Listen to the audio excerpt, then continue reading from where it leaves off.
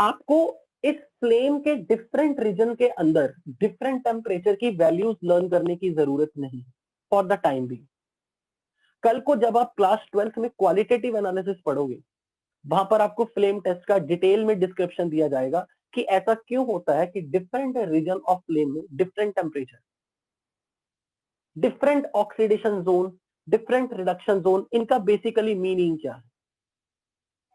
Basically जब भी हम कभी किसी सॉल्ट को, किसी मेटल सॉल्ट को या किसी मेटल को, पार्टिकल्स को जब हम इस फ्लेम में इंट्रोड्यूस करते हैं, तो मेटल के जो एटम्स होते हैं, फ्लेम का टेम्परेचर से, फ्लेम की एनर्जी से electrons they get excited from their lower energy level to the higher energy level, जैसा कि आपने एटॉमिक स्ट्रक्चर में पढ़ा था। द मोमेंट मैंने अगर यहां पे इस फ्लेम में किसी मेटल के पाउडर को डाला, स्प्रे किया, तो मेटल के पाउडर को अगर मैं यहां पे इंसर्ट करता हूं फ्लेम में, तो मेटल पार्टिकल फ्लेम की हीट एब्जॉर्ब करके electron get excited from the lower level to the higher energy level. अब डिफरेंट मेटल की आयनाइजेशन एनर्जी अलग होती है, तो अपनी अपनी आयनाइजेशन एनर्जी के हिसाब से इलेक्ट्रॉन ग्राउंड लेवल से कुछ एनर्जी एब्जॉर्ब करके जब हायर स्टेट में जाएगा, तो हायर स्टेट में जाके वो अपने आप को अनस्टेबल फील करेगा, it will come back to its ground. और हमने ये चीज एटॉमिक स्ट्रक्चर में देखी थी कि जब इलेक्ट्रॉन हायर लेवल से लोअर लेवल में आएगा, तो जितनी उसने एनर्जी एब्जॉर्ब की थी from lower level to higher level तक जाने में, तो हायर लेवल से ग्राउंड लेवल तक आने में वो डिफरेंट डिफरेंट जंप लगा के अपनी ग्राउंड स्टेट में आता। And corresponding to every jump एक फोटोन एमिट होगा। उस फोटोन की जो एमिटेड फोटोन की जो वेवलेंथ होगी, अगर वो विजिबल रीजन में फॉल कर गई, तो हमें वो पर्टिकुलर मेटल आयन फ्लेम के अंदर कुछ ना कुछ कलर दिखाता है। यही कुछ अल्कली मेटल्स के केस में है, और यही कुछ अल्कलाइन अर्थ मेटल्स के केस में। अल्कली मेटल या अल्कलाइन अर्थ मेटल, उनकी ionization energy is very low. आप जानते हो कि they are metal, they are very reactive metal and they belong extreme right in periodic table. तो अल्कली मेटल और अल्कलाइन अर्थ मेटल की ionization energy कम होने के कारण द मोमेंट आप उनका अल्कली मेटल को या अल्कलाइन अर्थ मेटल के सॉल्ट्स को अगर आप फ्लेम में इंट्रोड्यूस करते हो, हाथ से पकड़ के नहीं करना, प्रॉपर एक्सपेरिमेंटल सेटअप होता है, आप हाथ से पकड़ के नहीं उसको डालोगे। लेट्स से मैं जस्ट एग्जांपल दे रहा हूं कि बर्नर की फ्लेम में मैंने ऊपर से पाउडर फैलाया, हालांकि it is not the exact method by which we conduct this experiment, this is a proper setup. वो आप क्वालिटेटिव एनालिसिस क्लास 12th में जब आप पढ़ोगे तब आपको सिखाया भी जाएगा। But what is being important for us as for the now, कि अल्कली मेटल के कंपाउंड्स या अल्कलाइन अर्थ मेटल के कंपाउंड्स जब आप फ्लेम में डालते हो, तो उनके electrons they get excited. Flame की एनर्जी लेके इलेक्ट्रॉन एक्साइट होगा from ground level to the higher level. Ground level से हायर लेवल में जाके जब वो वापस अपनी ग्राउंड स्टेट में आता है, तो वो फोटोन एमिट करता है, और वो फोटोन जो एमिट करेगा, दैट उसकी वेवलेंथ जो है that belongs to visible region, जिसके कारण अल्कली मेटल या alkaline earth metal flame test को डेफिनेटली पॉजिटिवली रिस्पॉन्ड करते हैं। फॉर एग्जाम्पल, आपको ये पता होना चाहिए, लाइक जैसा कि एक टेबल बनी भी हुई है, which metal in flame produces which colour. Lithium produces crimson red colour, sodium produces golden yellow, potassium produces violet, lilac colour भी कहते हैं इसे, rubidium shows red violet, and caesium produces blue colour. In fact यहां अगर आप violet भी लिख दोगे तो कोई गलत नहीं, पर कहने का ये मतलब है कि अल्कली मेटल जो है, they have very less ionization energy. For this step we require energy corresponding to ionization energy of the metal. The moment metal से इलेक्ट्रॉन निकला और अगर मैं इलेक्ट्रॉन ग्राउंड स्टेट से हायर स्टेट तक पहुंचा दूं, तो इलेक्ट्रॉन जब वापस अपनी ग्राउंड स्टेट में आएगा, एनर्जी रिलीज करेगा इन फॉर्म ऑफ फोटोन, और अगर उन फोटॉन्स की जो वेवलेंथ है वो विजिबल रीजन को बिलोंग कर रही है, जिसके कारण alkali metal they are showing some colour. और डिफरेंट एलिमेंट्स के केस में डिफरेंट कलर क्यों आएगा? क्योंकि हर एलिमेंट की आयनाइजेशन एनर्जी की वैल्यू अलग अलग होती है। आप ये जानते हो कि down the group ionization energy decrease, इसलिए सबकी आयनाइजेशन एनर्जी सेम नहीं है। So corresponding to this energy of excitation, emitted photon की एनर्जी के कॉरेस्पॉन्डिंग वेवलेंथ भी अलग अलग है, because for different element energy required to excite electron from the ground state to the higher state is different. तो यही चीज आपके यहां पर पैराग्राफ में लिखा हुआ है कि this is because the heat from the flame excites the outermost orbital electron to the higher energy level, and when they drop back to the ground state there is emission of radiation in the visible region. कि alkali metal के जो valence shell में जो एक एक electron है, and those loosely bonded electrons they get excited from the lower level to higher level. I am not saying कि यहां पर इलेक्ट्रॉन एटम के ऑर्बिटल से बाहर निकल जाएगा, आयनाइज हो जाएगा। हम आयनाइज नहीं करवा रहे, मतलब मैं ये बिल्कुल नहीं कह रहा कि लेट्स से सपोज ये सोडियम का न्यूक्लियस है, first shell, second shell, third shell, fourth shell. Electron अगर सोडियम की कॉन्फ़िगरेशन देखूं तो इसमें जो एक इलेक्ट्रॉन है वैलेंस शेल में, it get excited to some higher shell. ये इलेक्ट्रॉन एटम से आयनाइज नहीं हुआ, एटम से बाहर नहीं गया। तो इलेक्ट्रॉन अपने हायर शेल से जब अपनी ग्राउंड स्टेट में आएगा तो कुछ ना कुछ एनर्जी फोटोन की फॉर्म में एमिट करेगा, और जो फोटोन की एनर्जी होगी उसके कॉरेस्पॉन्डिंग कुछ ना कुछ वेवलेंथ विजिबल रीजन में बिलोंग करती है। emitted photon corresponds to the wavelength in the visible region. So हम ये लिख भी लेते हैं, electron get excited from lower energy level to the higher energy level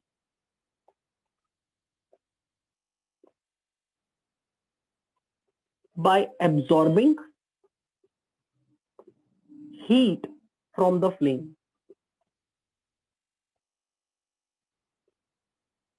And when electron jumps back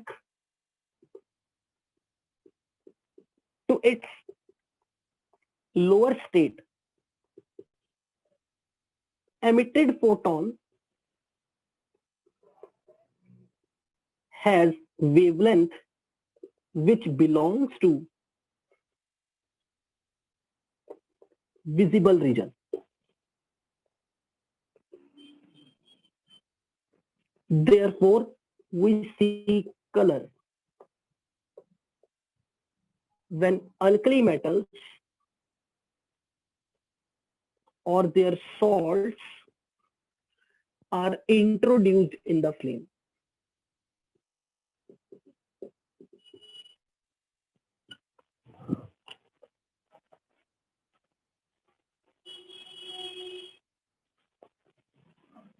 और क्योंकि हमें मेटल से इलेक्ट्रॉन एक्साइट करवाने हैं, इलेक्ट्रॉन को लोअर लेवल से हायर लेवल में जाना, तो हमें इलेक्ट्रॉन को न्यूक्लियस से दूर भेजना है। सो अवर टेंडेंसी इज कि इलेक्ट्रॉन ऑक्सीडाइज हो, परमानेंट ऑक्सीडाइज ना हो। हम ये नहीं कह रहे कि इलेक्ट्रॉन एटम से पूरा ही निकाल दो, पर इलेक्ट्रॉन को एक्साइट करने के लिए, इलेक्ट्रॉन को दूर भेजने के लिए we prefer to conduct this test in the oxidization zone. हमें ऑक्सीडाइजिंग फ्लेम की जरूरत है। ऑक्सीडेशन जोन में ये टेस्ट आपको दिखेगा। इसकी पूरी detail like what is the function of oxidation zone, what is the function of reduction zone, what is the function of lower oxidation zone, आपको इस डिटेल में जाने की जरूरत नहीं है। फिलहाल के लिए आपको ये पता होना चाहिए कि किस जोन में, फ्लेम के अंदर किस जोन में कि क्या टेम्परेचर रेंज है। But for S block, particularly for our chapter, the most important part is why alkali metal produces some color in the flame. Alkali metals produces colour in the flame because उनकी ionization energy is low, and that ionisation energy इतनी sufficient है कि इस emitted photon के लिए वो wavelength visible reason में। अगर किसी एलिमेंट के केस में ये एक्साइट करने के लिए इलेक्ट्रॉन को बहुत ज्यादा एनर्जी चाहिए, अगर ये एनर्जी बहुत ज्यादा होगी और ये वेवलेंथ छोटी होगी, विजिबल रीजन से भी छोटी रेंज में यूवी रीजन में चली गई, तो ऐसे सॉल्ट या ऐसी मेटल्स फ्लेम के अंदर कोई कलर प्रोड्यूस नहीं करेंगे, उनको आप विजिबल लाइट से नहीं देख सकते। You cannot see the colour with your naked eye. So ये भी पता होना चाहिए डिफरेंट एलिमेंट की आयनाइजेशन एनर्जी डिफरेंट है, इसलिए डिफरेंट आयनाइजेशन एनर्जी होने के कारण डिफरेंट एनर्जी का फोटोन एमिट होगा जब इलेक्ट्रॉन हायर लेवल से ग्राउंड लेवल में आए। इसलिए wavelength of emitted photon is different for different element. हम ये भी लिख लेंगे because ionisation energy is different for different element, so to excite electron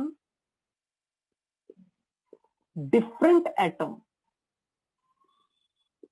require different energy,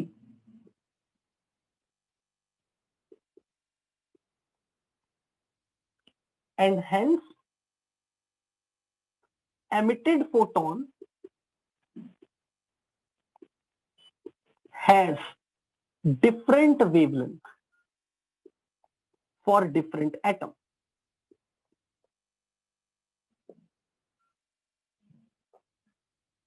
इसलिए हर एलिमेंट के केस में आपको सेम कलर नहीं दिखेगा, क्योंकि आपको मालूम है बच्चों, अल्टीमेटली आपने ये चीज पढ़ी थी कि आयनाइजेशन एनर्जी का भी अगर मैं आपको फॉर्मूला याद दिला दूं तो अब आप ऐसे लिखते थे 13.6 Z² by n²।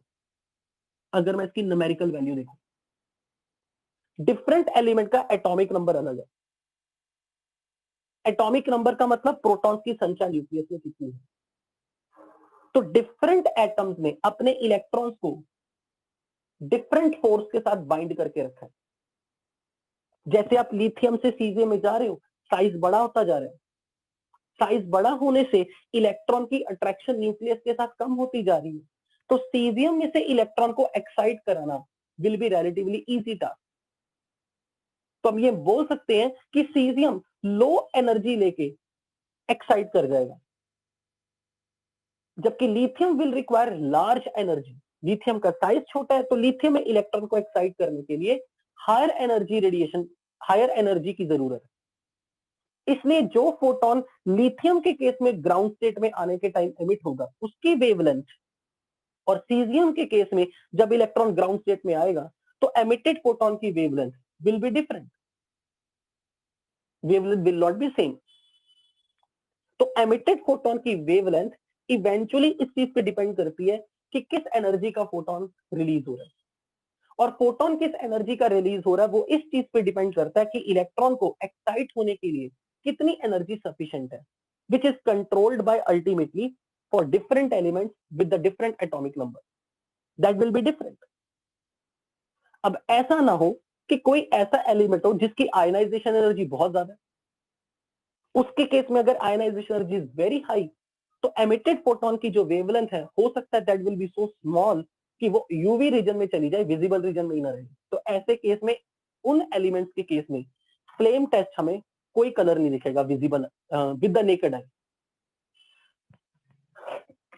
Same story alkaline earth metal के लिए। अल्कलाइन अर्थ मेटल में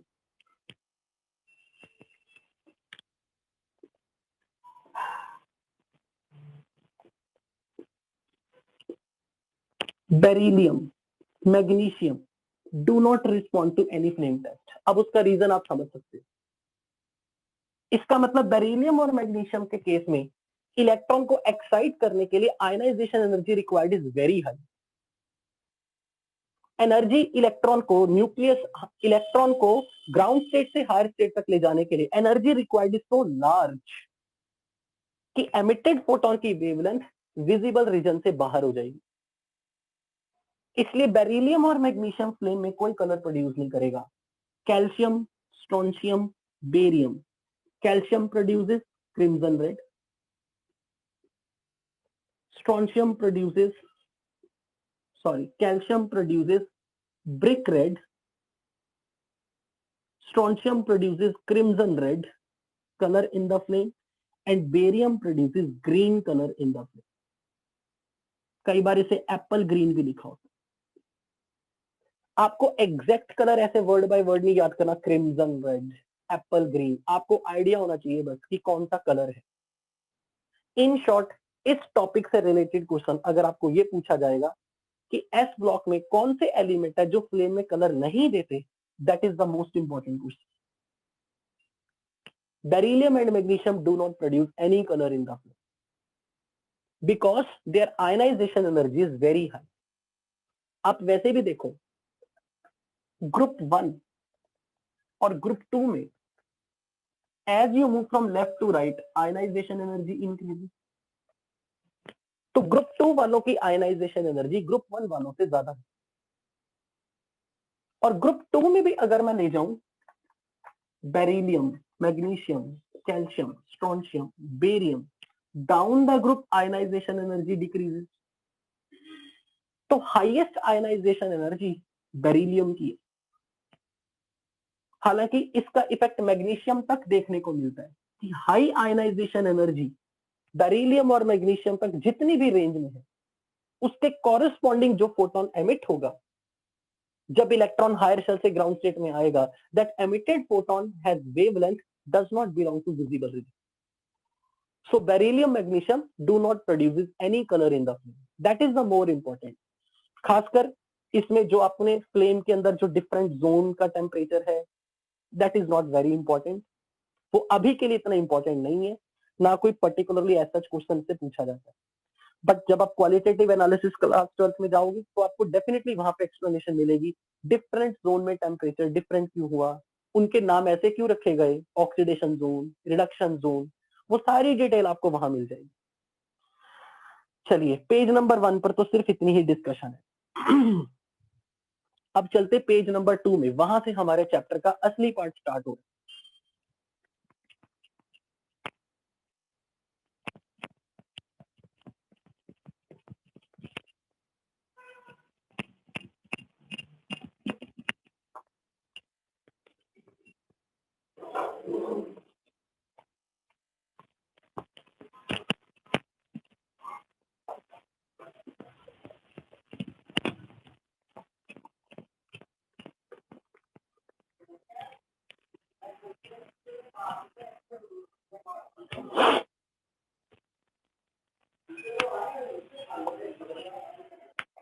आपको बस इतना आइडिया होना चाहिए कि ये जब भी हम फ्लेम टेस्ट करवाते हैं, फ्लेम के कौन से हिस्से में कराते हैं, ऑक्सीडाइजिंग फ्लेम.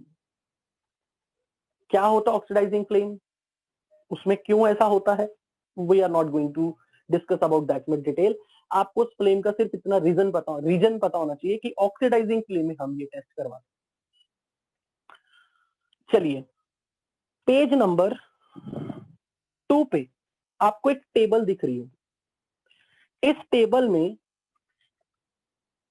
फिजिकल प्रॉपर्टीज का कंपैरिजन है.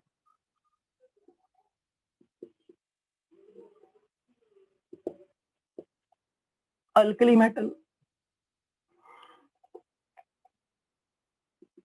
और अल्कलाइन अर्थ मेटल का.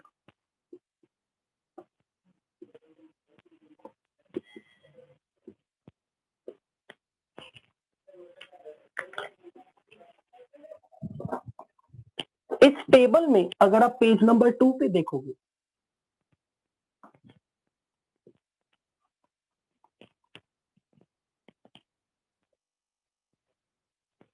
तो यहां पर आपको कुछ टेबल में कुछ प्रॉपर्टीज मेंशन की है, इनका comparison. Electronic configuration,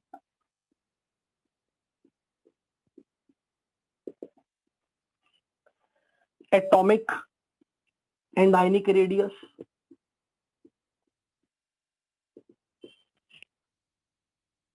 oxidation number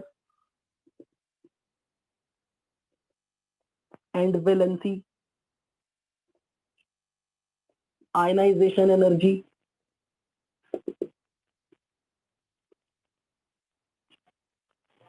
metallic character,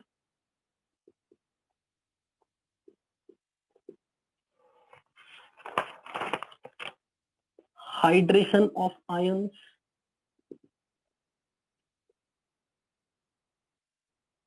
photoelectric effect,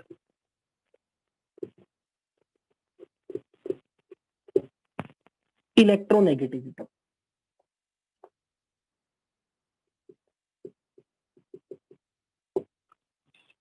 आपको ये थॉरोली पेज नंबर 2 पे ये पैराग्राफ्स पढ़ने। You are not suppose to remember, एक टेबल में ऊपर डाटा दिखा हुआ है, ये टेबल बिल्कुल याद नहीं रखनी। सेम पेज नंबर 1 पे एक टेबल है, वो बिल्कुल भी याद नहीं रखनी। आपको सिर्फ प्रॉपर्टीज का कंपैरिजन करना आना चाहिए, and this is nothing new, ये आप पीरियोडिक टेबल में पढ़ चुके हो, आप खुद ही ये जानते हो। अल्कली मेटल के वैलेंस शेल में कॉन्फ़िगरेशन क्या होगी? वैलेंस शेल की कॉन्फ़िगरेशन होगी NS1। सोडियम की कॉन्फ़िगरेशन कहां पे जाके खत्म होती है? एटॉमिक नंबर 11 है, 1s2 2s2 2p6 3s1। Potassium के केस में 4s1।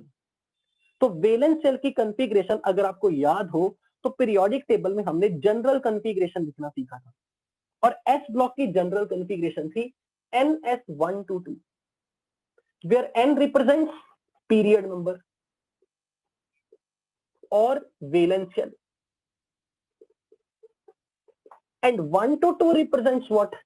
They have either valence electron 1 or they have only 2 valence electron. Alkali metal के केस में एक वैलेंस इलेक्ट्रॉन, और अल्कलाइन अर्थ मेटल के केस में देयर आर 2 वैलेंस इलेक्ट्रॉन। इसमें क्या पढ़ाना? That we already know. Valence shell यहाँ पे हाईएस्ट प्रिंसिपल क्वांटम नंबर को कॉरेस्पॉन्ड करता है।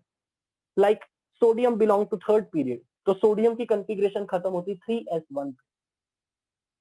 Beryllium belong to second period in periodic table, तो बेरिलियम की कॉन्फ़िगरेशन खत्म होगी 2s2 पे। Calcium belongs to fourth period in periodic table, तो कैल्शियम की कॉन्फ़िगरेशन खत्म होती 4s2 पे। Something very already known to you. Atomic और आयनिक रेडियस में along the period from left to right, यानी कि अल्कली मेटल ग्रुप 1 से ग्रुप 2 में जाने पे atomic radius decreases.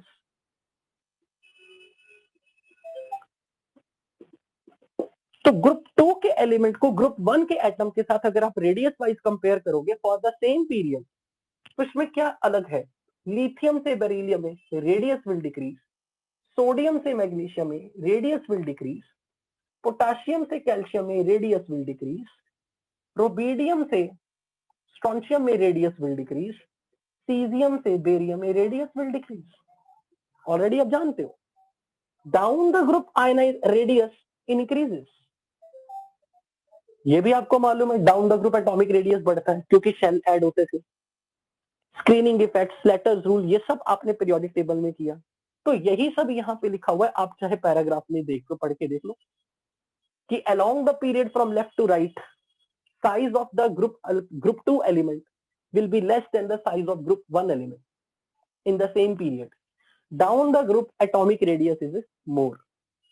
So lithium से cesium में जाने पे रेडियस बढ़ेगा, बेरिलियम से बेरियम में जाने में एटॉमिक रेडियस बढ़ेगा। ऑक्सीडेशन नंबर या वैलेंसी, इनके वैलेंस शेल में एक इलेक्ट्रॉन है तो ये एक ही बॉन्ड बनाएंगे। इनके वैलेंस शेल में 2 इलेक्ट्रॉन है तो ये मैक्सिमम 2 बॉन्ड बना सकते हैं। अगर मैं इनके मेटालिक बॉन्ड की बात करूं, अगर आपको याद हो तो मेटालिक बॉन्ड में कर्नल, मोबाइल इलेक्ट्रॉन पड़े थे, तो तब आपने ये पढ़ा था कि ये अपने 2 इलेक्ट्रॉन की मदद से मेटालिक बॉन्ड बना सकते हैं। वैसे भी इनके वैलेंस शेल में 2 इलेक्ट्रॉन है, अगर ये अपने 2 इलेक्ट्रॉन लूज कर दें तो ये नोबल गैस कॉन्फ़िगरेशन अचीव कर लेगा। इसलिए अल्कलाइन अर्थ मेटल का स्टेबल ऑक्सीडेशन स्टेट है +2 और अल्कली मेटल का stable oxidation state is +1। They will prefer to form one bond after losing one electron, so their valency is 1. They will form 2 bonds per atom because they use 2 electrons of their valence shell to lose to form ionic bonds, so their valency is 2. Ionization energy, group 1 से group 2 में जाओगे तो along the period ionization energy decreases. तो कभी भी आपसे कोई पूछ ले कि अल्कली मेटल और अल्कलाइन अर्थ मेटल में आयनाइजेशन एनर्जी किसकी कम है, किसमें से इलेक्ट्रॉन निकालना रिलेटिवली आसान है, अल्कली मेटल से, they are extreme on the right side. तो मैं बोलूंगा ionization energy of alkali metal is less than ionization energy of alkaline earth metal.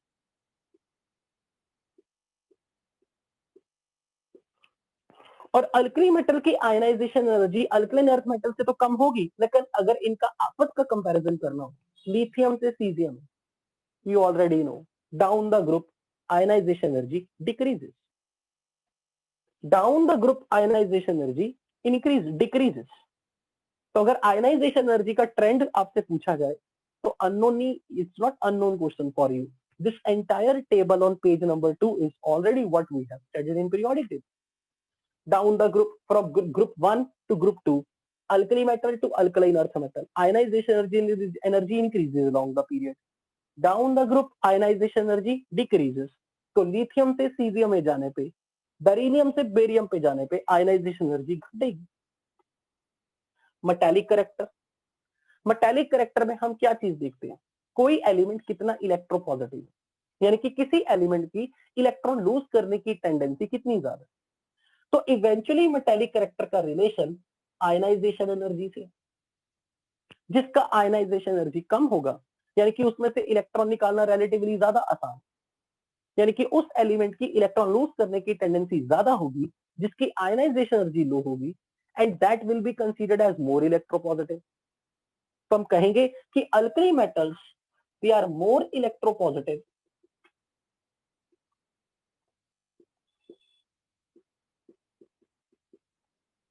Then alkaline earth metal.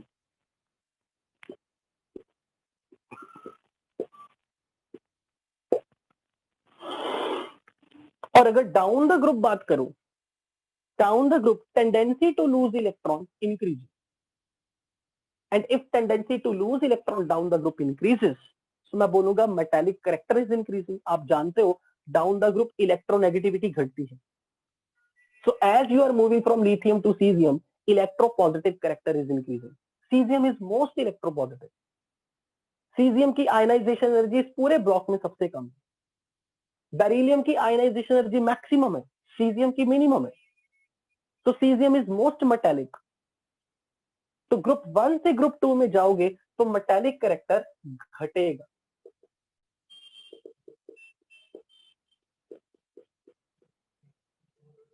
As you move from top to bottom, metallic character increases.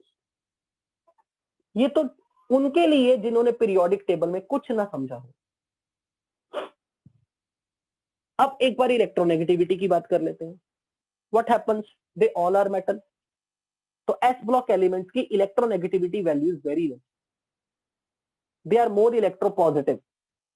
तो in general s block elements are electropositive, generally their electronegativity value is very less. पर अगर कोई comparison करने को बोल दे down the group, तो down the group electronegativity decreases along the period, atomic radius decreases, so electronegativity will increase. Down the group, atomic radius increases, so electronegativity will be decreasing. So from left to right, as the size reduces, electronegativity increases. Same. So S block elements generally have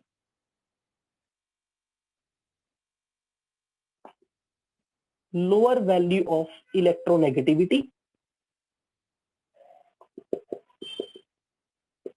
and electronegativity of group 1 element is less than electronegativity of group 2 element, and down the group electronegativity decreases. Who is most electropositive? Cesium is most electropositive. Who is least electronegative? Positive? Beryllium. क्योंकि group 1 से group 2 में group 2 की electronegativity ज्यादा है। तो अगर इनकी electronegativity ज्यादा है तो डाउन द ग्रुप इलेक्ट्रोनेगेटिविटी घटती है। तो बेरिलियम की इलेक्ट्रोनेगेटिविटी मैक्सिमम होगी, सीजियम की इलेक्ट्रोनेगेटिविटी मिनिमम है। अब आ जाओ फोटो इलेक्ट्रिक इफेक्ट में।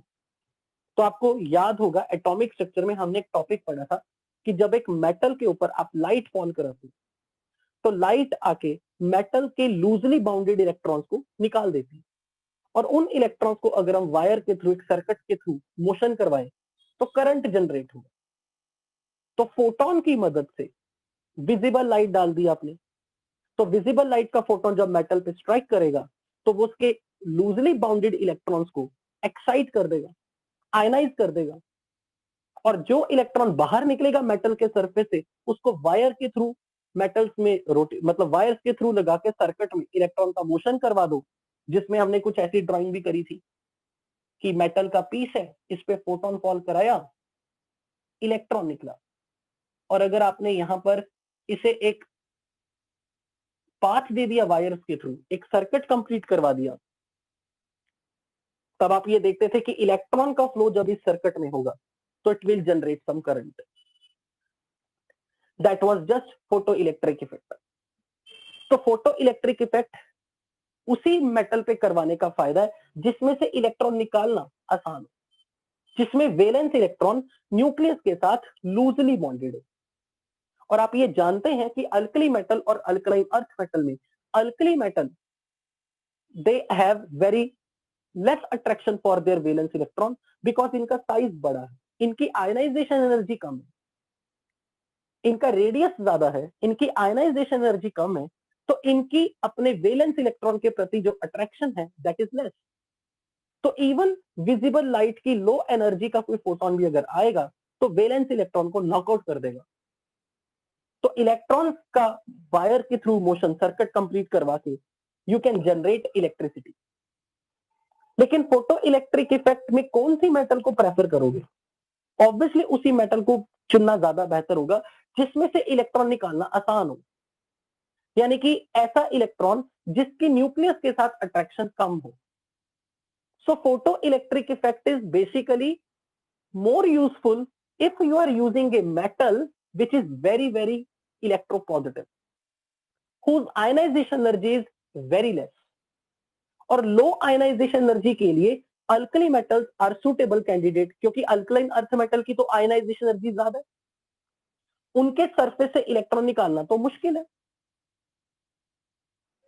सो alkali metals they are better candidate to be used in the photoelectric devices, and down the group ionization energy decreases. और सबसे कम आयनाइजेशन एनर्जी सीजियम की है, तो सीजियम, रुबिडियम, पोटाशियम, इनकी आयनाइजेशन एनर्जी सो लो कि electron को ionise करना एटम से रिलेटिवली इजी है। तो फोटो इलेक्ट्रिक डिवाइसेस में पोटाशियम, रुबिडियम, सीजियम की यूटिलिटी ज्यादा देखी जाती है। तो फोटो इलेक्ट्रिक अलार्म वगैरह में पोटाशियम, रुबिडियम, सीजियम का यूज हो रहा है क्योंकि इनकी आयनाइजेशन एनर्जी कम है, इनके अपने वैलेंस इलेक्ट्रॉन के प्रति अट्रैक्शन कम है, तो इवन लो एनर्जी का फोटोन भी आके इलेक्ट्रॉन को एक्साइट कर देगा, इलेक्ट्रॉन को आयनाइज करवा देगा। So they get ionised easily even with the visible light photon. So in photoelectric devices the application of these three metal is very useful. So यहाँ पे हम ये सिंपल इतना सा लिख लेते हैं, बाकी एज सच सारा डिस्कशन पेज नंबर 2 और पेज नंबर 3 में एज सच किया गया। So photoelectric effect is based on tendency of the metal to lose its valence electron. Potassium, rubidium, cesium has lower ionization energy,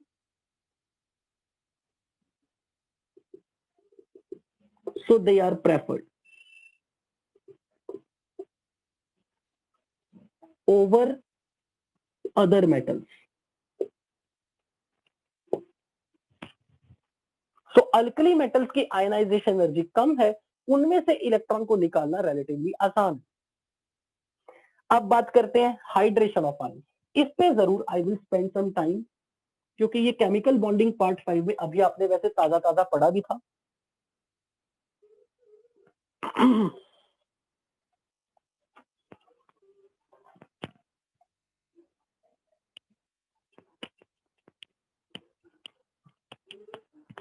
सो ज्यादातर जितना भी अभी आप पेज नंबर 2 में इनके फिजिकल प्रॉपर्टीज का कंपैरिजन कर रहे हो, that all we have discussed in periodic table and in chemical bonding in very much detailed वे।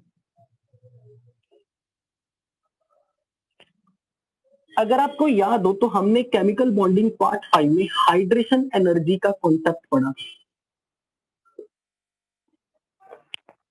उसमें हमने ये बात बोली थी कि यदि किसी आयन को आप वाटर में डिसॉल्व करने की कोशिश करते हो, इनफैक्ट डिस्कशन ऐसी हुई थी कि अगर एक आयनिक सॉल्ट है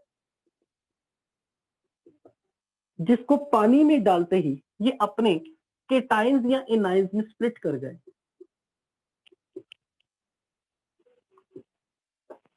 तो मेटल्स के केटाइंस और एनाइंस के बीच की जो अट्रैक्टिव फोर्स थी सॉल्ट के अंदर,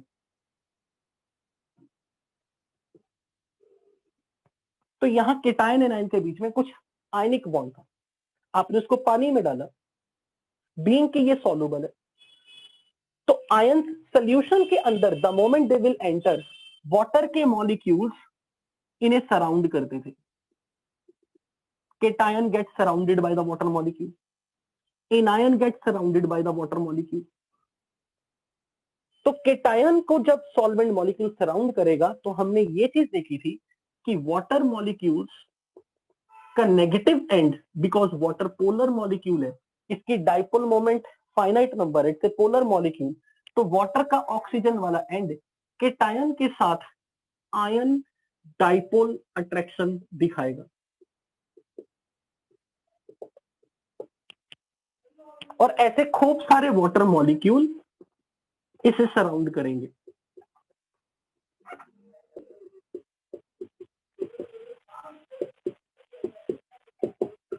And this process, when the ions are solvated, when the ions are surrounded by the solvent molecule, this process is called hydration of cation. And this hydration is because of ion dipole attraction.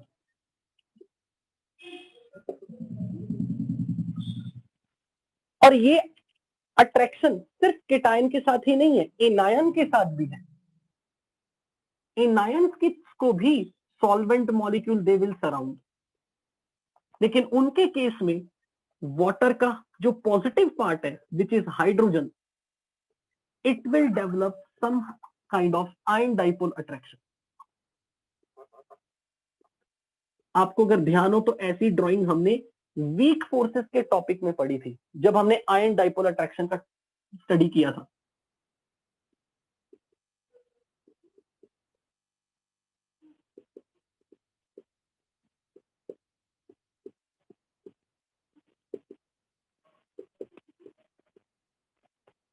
And due to this process, ये जो anion के around खूब सारे water molecule surround कर रहे हैं, ये जो एनायन का हाइड्रेशन हो रहा है, केटायन का हाइड्रेशन हो रहा है, खूब सारी अट्रैक्टिव फोर्सेस बन रही है, so energy is released, that energy release is called hydration energy.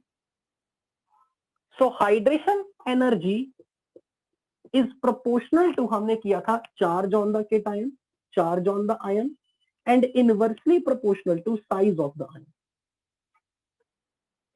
अब आपसे ये पूछा जाएगा कि अल्कली मेटल और अल्कलाइन अर्थ मेटल के अगर केटायन की मैं बात करूं, तो अल्कली मेटल के केटायन पे +1 चार्ज है और अल्कलाइन अर्थ मेटल के केटायन पे +2 चार्ज है।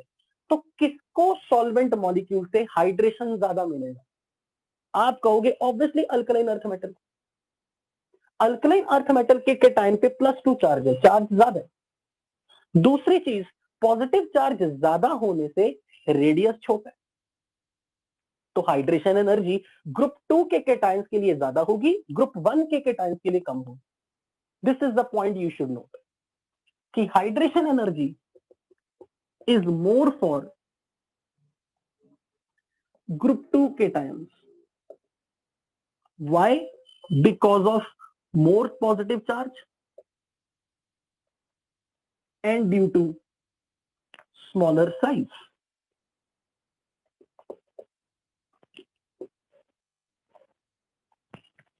इसी कारण से जो ग्रुप 2 के सॉल्ट्स होते हैं, ग्रुप 2 के जो कंपाउंड्स होते हैं, उनकी नेचुरल टेंडेंसी होती है वो मॉइस्चर एब्जॉर्ब करते हैं, क्योंकि अगर इस केटायन को वाटर के साथ हाइड्रेशन एनर्जी ज्यादा मिलेगी तो this cation is more loving to the water, इसलिए ग्रुप 2 के केटायंस में डिलिक्विसेंस प्रॉपर्टी ज्यादा पाई जाती है. So this is the reason, that's why I should mention over here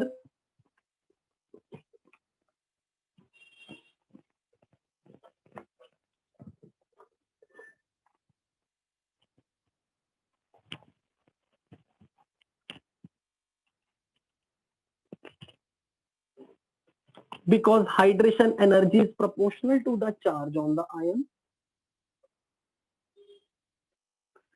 inversely proportional to the radius of cations, and group 2 cations have more charge, group 2 cations have smaller size, so their hydration energy is more. That's why group 2 compounds are water loving, means they show deliquescent property,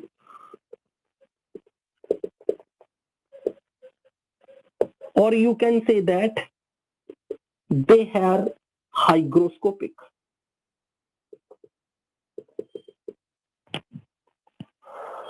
इसीलिए calcium chloride, क्योंकि group 2 का cation, it exist like this, it absorb moisture from the air. Barium chloride exist like this. आप ये भी देख सकते हो कि कैल्शियम से बेरियम में केटायन का रेडियस बड़ा हो गया, down the group radius increases, तो बेरियम की हाइड्रेशन एनर्जी कम होगी, इसलिए बेरियम कम वाटर एब्सॉर्ब कर रहा है एज कंपेयर टू कैल्शियम. जिसकी हाइड्रेशन एनर्जी ज्यादा है, यानी कि जिस आयन का रेडियस बड़ा है उसकी हाइड्रेशन एनर्जी कम, तो वो लेस वाटर लविंग है. लेकिन ये प्रॉपर्टी ग्रुप 1 के केटायंस के पास नहीं है, क्योंकि ग्रुप 1 के केटायंस का साइज बड़ा है, उनका पॉजिटिव चार्ज कम है. ग्रुप 1 केटायंस में ये डिलिक्विसेंस प्रॉपर्टी नहीं आती, एक्सेप्ट इन लिथियम. लिथियम के सॉल्ट में कुछ वाटर मॉलिक्यूल हमेशा होते हैं, दिखते हैं, वो भी इसलिए क्योंकि among group 1 cations only lithium ion has smallest radius and its hydration energy is maximum. So lithium salts are hygroscopic. Lithium chloride के साथ कुछ ना कुछ वाटर, जरूर वाटर ऑफ क्रिस्टलाइजेशन दिखते हैं. I am not sure, I guess it's 2, not very high, I am not sure, may be it's 2 और may be it's 4, but that's not important for us to know. But आपको पता होना चाहिए कि lithium chloride कुछ ना कुछ moisture absorb करता है. अब अगर कोई पूछे ऑर्डर ऑफ हाइड्रेशन एनर्जी, तो अगर हमें कंपेयर करना हो lithium plus, sodium plus, potassium plus, rubidium plus, caesium plus, तो आप कैसे कंपेयर करोगे? रेडियस बढ़ने से हाइड्रेशन एनर्जी घटेगी, so hydration energy decreases down the group. Same for beryllium, magnesium, calcium, strontium, barium, it decreases. अगर आपको याद हो तो हमने ये भी पढ़ा था पीरियोडिक केमिकल बॉन्डिंग पार्ट 5 में, जिस आयन का हाइड्रेशन ज्यादा होगा वो ज्यादा सॉल्वेंट से सराउंड होने के कारण उसकी मोबिलिटी, उसकी आयनिक स्पीड सॉल्यूशन में घट जाती है, उसका रिलेटिवली फ्रीली मूव करने की टेंडेंसी सॉल्यूशन में घट जाती है. इसलिए पूरे ग्रुप 1 में लिथियम प्लस का हाइड्रेशन इतना ज्यादा होता है. अमंग ग्रुप 1 लिथियम प्लस की हाइड्रेशन एनर्जी बहुत ज्यादा है और इसकी आयनिक मोबिलिटी स्लो हो जाती है. तो इसकी current carrying capacity decreases in the solution as compared to cesium plus. So please refer chemical bonding part 5 the lecture in which we discuss about hydration energy and its relation with ionic mobility and ionic conductance. इसे जरूर अपने notes में से देखो। हमने पढ़ा था जिस आयन का हाइड्रेशन ज्यादा होगा क्योंकि वो एक्सटेंसिवली सॉल्वेट हो जाएगा, उसको सॉल्वेंट मॉलिक्यूल बहुत ज्यादा सराउंड कर लेंगे, तो उसका हैवी होने से, उसके अराउंड वाटर की संख्या ज्यादा होने से उसको सॉल्वेंट में मूव करते टाइम रेजिस्टेंस ज्यादा मिलेगा उसके मोशन में, तो उस आयन की आयनिक स्पीड स्लो हो जाती है। सो उसकी current carrying capacity, because ion they carry current due to their movement in the solution, and if any factor will slows down their motion, if any factor slows down their ionic speed, their current carrying ability decreases.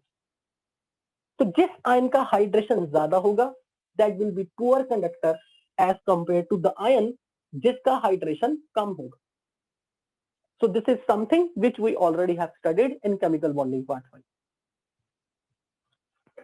तो page number 2 पे लगभग हमने सारी properties discuss कर ली.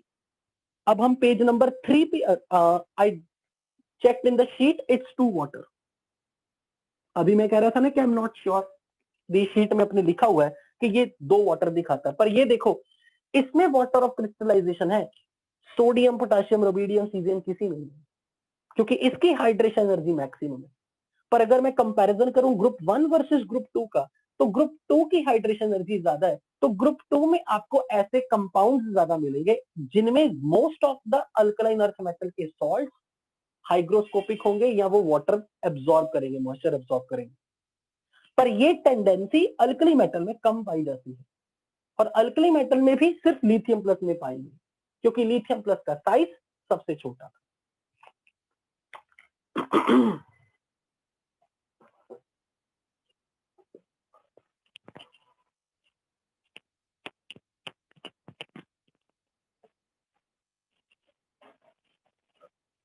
उसके बाद page number 3 में इनकी अगेन कुछ फिजिकल प्रॉपर्टीज का कंपैरिजन है.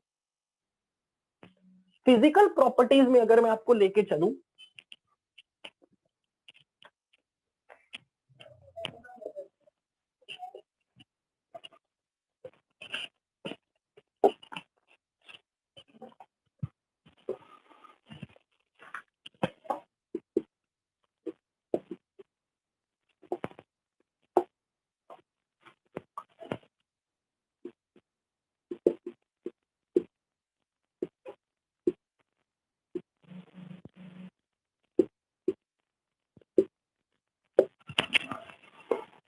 यहां पर कंपैरिजन उनकी डेंसिटी को लेके किया गया, हार्डनेस की बात हो रही है,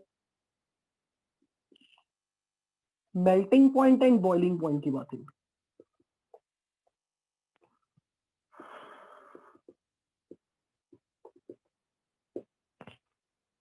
स्पेसिफिक हीट, तो बच्चों just leave this part, we are not going to discuss about this. Specific heat वाली प्रॉपर्टी जस्ट आप स्किप कर सकते हैं.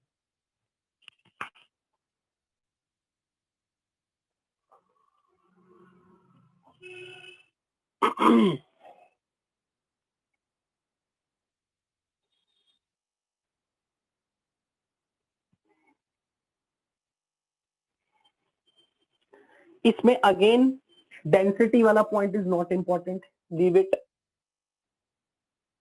हार्डनेस जरूर हम हार्डनेस और मेल्टिंग पॉइंट बॉइलिंग पॉइंट देखेंगे. डेंसिटी वाला point is not very important, you can skip that.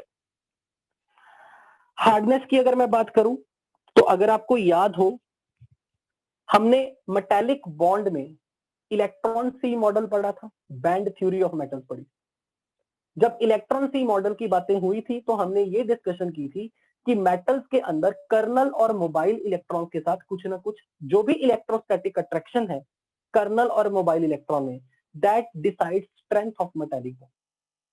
उसमें हमने ये भी पढ़ा था कि अल्कली मेटल के पास क्योंकि वैलेंस शेल में एक इलेक्ट्रॉन है, तो पर कर्नल अल्कली मेटल एक इलेक्ट्रॉन डीलोकेलाइजेशन में कंट्रीब्यूट करे अपने क्रिस्टल लैटिस में. अल्कलाइन अर्थ मेटल में उसी कर्नल के पास 2 इलेक्ट्रॉन और वो ज्यादा नंबर ऑफ वैलेंस इलेक्ट्रॉन पर कर्नल कंट्रीब्यूट करेगा in the formation of metallic bond.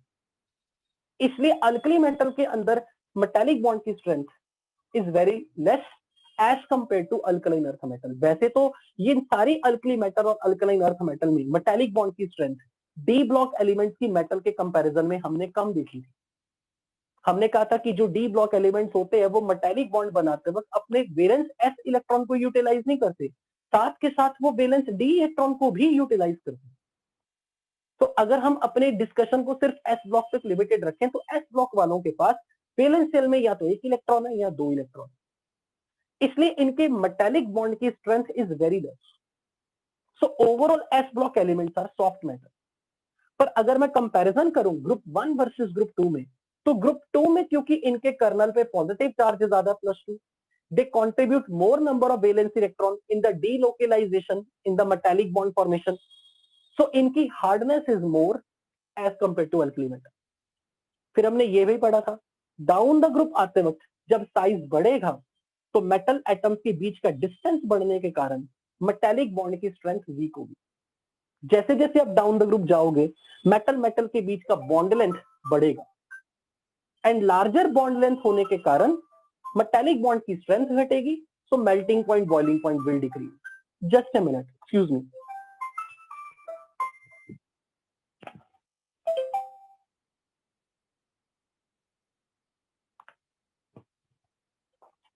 तो अगर हम इन दोनों की हार्डनेस को कंपेयर करें तो hardness of alkali metal is less as compare to hardness in alkaline earth metal.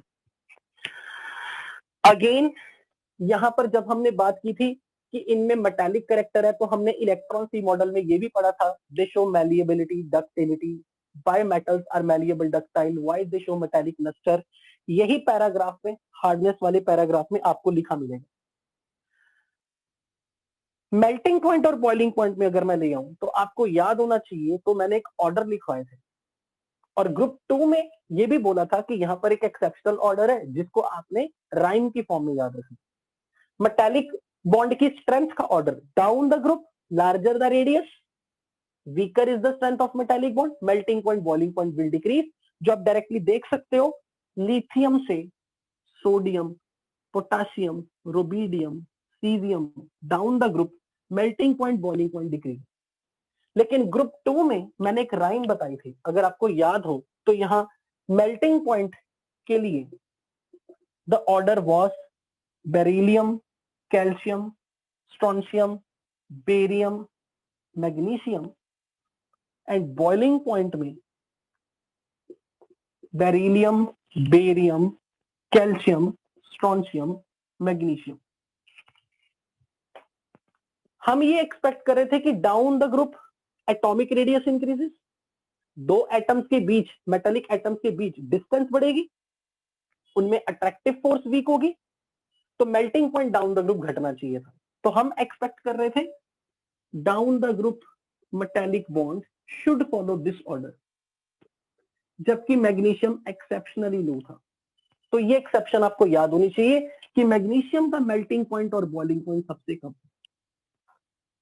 इसके लिए मैंने आपको एक राइम भी दी थी, अगर आपको याद हो, अपने ऊपर ही मैंने वो राइम दी थी, बेकार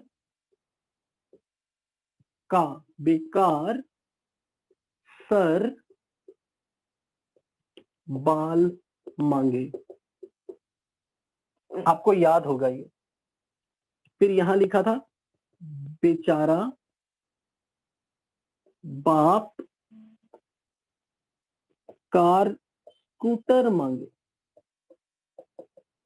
तो इस राइम की हेल्प से आपको इसके मेल्टिंग पॉइंट और बॉइलिंग पॉइंट का ऑर्डर याद होना चाहिए, but this is exceptional behaviour, वो आपको याद रखना है।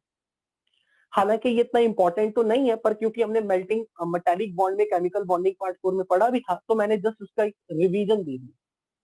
तो इस राइम की मदद से आपको ग्रुप 2 के मेल्टिंग पॉइंट बॉइलिंग पॉइंट याद रखने, उनका ऑर्डर, लेकिन ग्रुप 1 में it's very easy to understand. अभी तक तो इसके ऊपर कोई सवाल पूछा नहीं गया, ज्यादातर सवाल अल्कली मेटल से रिलेटेड ही पूछे गए, तो there is nothing to remember that, so मैं बोलूंगा that's not an very difficult task. अब हम असली काम पे आते हैं।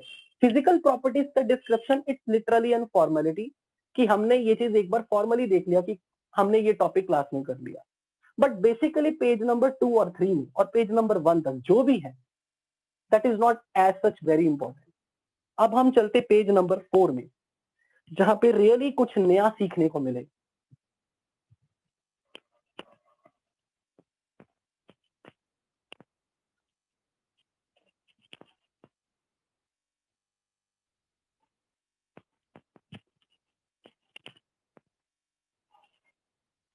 अब हम उनके केमिकल प्रॉपर्टीज का डिस्कशन करेंगे पेज नंबर 4 पर। This is very important. Actual questions आपको यहीं से पूछे जाएंगे इस चैप्टर में। तो कंपैरिजन के तौर पे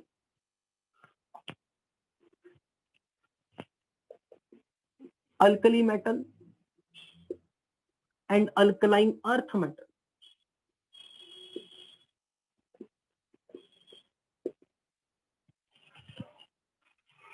so first is we are discussing chemical properties.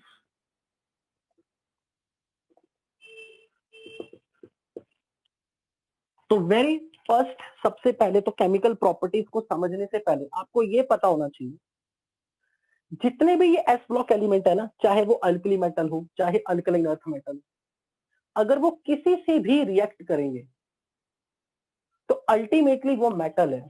अगर वो रिएक्ट करेंगे तो वो किसी नॉन मेटल से रिएक्ट करेंगे, और मेटल की reactivity is just because its tendency to lose electron. और मेटल यदि एक इलेक्ट्रॉन लूज करेगा उस पर +1 चार्ज आएगा, अगर वो 2 इलेक्ट्रॉन लूज करेगा तो उस पर +2 चार्ज आएगा। तो जितने भी ग्रुप 1 के एलिमेंट्स हैं वो हमेशा being a metal they will react with someone because their tendency is to lose electron. Group 2 के elements their tendency is to lose 2 electron, so their relative tendency to lose electron is the reason why they form ionic bond। और ionic bond बनाएंगे किसके साथ? किसी non metal के साथ। इसलिए जब भी ये मेटल्स किसी से भी नॉन मेटल से रिएक्ट करेंगी तो इनकी रिएक्टिविटी का ऑर्डर डिसीजन इस फैक्टर पे होगा, इस फैक्टर पे डिपेंड करेगी उनकी ऑर्डर ऑफ रिएक्टिविटी, कौन सी मेटल मोर इलेक्ट्रोपॉजिटिव, कौन सी मेटल के लिए इलेक्ट्रॉन लूज करना आसान है। एंड यू नो कि आयनाइजेशन एनर्जी अल्कली मेटल की कम है, अल्कलाइन अर्थ मेटल की ज्यादा है। तो alkali metals are more reactive and alkaline earth metals are less reactive. So I will say their reactivity is mainly because of their tendency to lose electron. So metallic character or ionization energy governs their reactivity, and because ionization energy of alkali metal is low as compared to ionization energy of alkaline earth metal,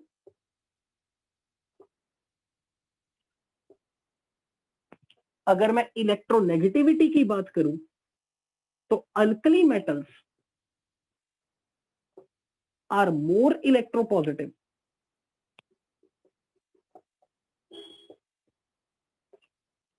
इसलिए alkali metal की electron lose करने की tendency ज्यादा है। तो alkali metals are more reactive than alkaline earth metal, so alkali metals are more reactive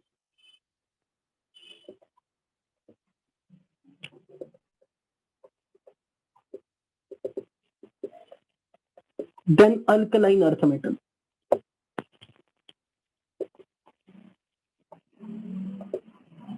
अब down the group what happens? तो down the group ionization energy decrease करती है, मेटालिक कैरेक्टर इंक्रीज करता है, इसलिए down the group reactivity of metal increases.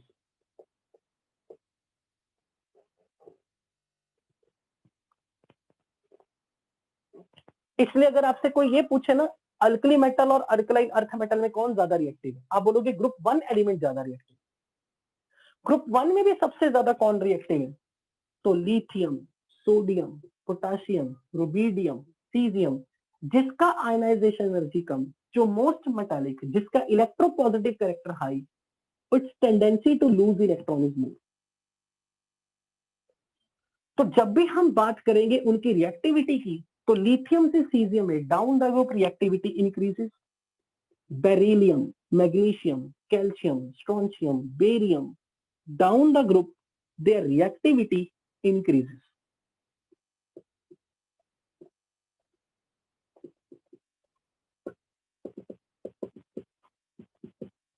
तो सबसे कम reactive कौन है, ग्रुप 2 के element as compare to group 1 के एलिमेंट। ग्रुप 2 में भी सबसे कम रिएक्टिव कौन है, बेरिलियम। ग्रुप 1 में सबसे ज्यादा रिएक्टिव कौन है, सीजियम। तो एस ब्लॉक को अगर आप दो एक्सट्रीम एंड्स में देखो ना, तो बेरिलियम से सीजियम में सीजियम मोस्ट रिएक्टिव है, बेरिलियम लीस्ट रिएक्टिव। अगर हम अल्कली मेटल में कंपेयर करें तो lithium least reactive, caesium most reactive with anyone, with any non-metal और with any compound। तो इनकी सबसे पहले तो आपको ये प्रॉपर्टी पता होनी चाहिए कि down the group their reactivity increases. Group 1 और ग्रुप 2 में alkali metals are more reactive, they are more electropositive, their tendency to lose electron is more. इसलिए अल्कली मेटल ज्यादातर हमेशा they all are so reactive कि आपने जो पढ़ा भी है कि सोडियम को एयर के कांटेक्ट में लाओ, इट कैचेस फायर। तो पहला पॉइंट तो यही है। It's optional for you to note down, otherwise everything is written in your sheet।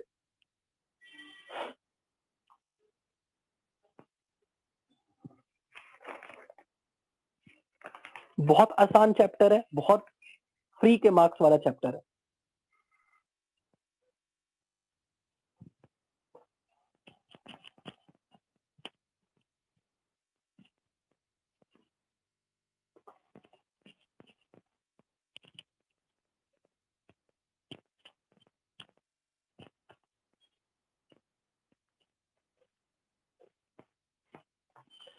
अब यहां सबसे पहले जो सवाल बनता है ना वो ये, रिएक्शन विद एयर।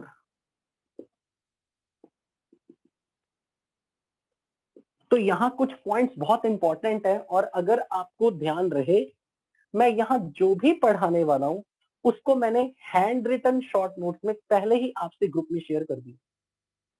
जब आप मेरे वो हैंड रिटन नोट्स देखोगे जो मैंने केमिकल रिएक्शंस पढ़ाने के लिए आपको आपके व्हाट्सएप ग्रुप में भेजे थे, उसमें पहली प्रॉपर्टी रिएक्शन विद एयर ही है, वो आपको वहां लिखी मिलेगी। उसी का डिस्कशन अब मैं यहां करने वाला हूं। देखो एयर के अंदर क्या है, एयर में 80% के अराउंड नाइट्रोजन है, 20% के अराउंड ऑक्सीजन। और नाइट्रोजन और ऑक्सीजन में, क्योंकि नाइट्रोजन में ट्रिपल बॉन्ड है और ऑक्सीजन में डबल बॉन्ड है, तो नाइट्रोजन के ट्रिपल बॉन्ड को तोड़ने के लिए एनर्जी ज्यादा चाहिए क्योंकि इसका बॉन्ड ऑर्डर ज्यादा है। इसलिए नाइट्रोजन इजीली रिएक्ट नहीं करता किसी के साथ। Nitrogen is almost inert gas. कहीं भी किसी रिएक्शन में हमें कभी इनर्ट कंडीशन जनरेट करनी हो ना, अगर हम चाहें कि हमारा रिएक्टेंट रिएक्ट ना करे, उसे इनर्ट एटमॉस्फेयर देना हो, और आपके पास नोबल गैसेस की अवेलेबिलिटी अगर कम है, जो कि यूजुअली कम रहती है, नाइट्रोजन की एबंडेंस हाई है, तो हम नाइट्रोजन को इनर्ट एटमॉस्फेयर प्रोवाइड करने के लिए फ्लास्क में यूज करते हैं। क्योंकि नाइट्रोजन के ट्रिपल बॉन्ड को ब्रेक करना is very difficult, it requires large amount of energy. इसलिए नॉर्मल रूम टेम्परेचर पे, नॉर्मल इवन बिजली भी कड़क गई, नाइट्रोजन इतनी आसानी से रिएक्ट कभी नहीं करती। As compare to oxygen, nitrogen is relatively inert. अब क्वेश्चन ये आता है कि अगर मैंने एक मेटल ले ली और इसको एयर की प्रेजेंस में हीट किया, तो मेटल का काम तो केटायन बनाना है, कुछ ना कुछ पॉजिटिव चार्ज। अगर मेटल ने केटायन बनना है तो मेटल अपने इलेक्ट्रॉन लूज करे और वो इलेक्ट्रॉन ऑक्सीजन या नाइट्रोजन गेन करे। और ऑक्सीजन की नेचुरल टेंडेंसी है 2 इलेक्ट्रॉन गेन करने की ताकि ये ऑक्साइड बना, और नाइट्रोजन की टेंडेंसी 3 इलेक्ट्रॉन गेन करके नाइट्राइड बनाने की। हालांकि नाइट्रोजन को नाइट्राइड बनाना बहुत मुश्किल काम है, क्योंकि नाइट्रोजन को नाइट्राइड बनाने से पहले आपको उसके बॉन्ड ब्रेक करके एटॉमिक फॉर्म में लाना पड़ेगा। पर फिर भी अगर कोई मुझे ये कहे ना कि कोई एलिमेंट अगर नाइट्रोजन से रिएक्ट करेगा तो क्या बनाएगा, तो आपने ये चीज अपनी कॉपी में अच्छे से नोट कर लेनी है कि मेटल अगर ऑक्सीजन से रिएक्ट करेगा तो वो 3 ऑप्शन है उसके पास। वो ऑक्साइड बना सकता है, पर ऑक्साइड बना सकता है, या सुपर ऑक्साइड बना सकता है। और अगर कोई मेटल नाइट्रोजन से रिएक्ट करेगा तो ये नाइट्राइड बनाएगा।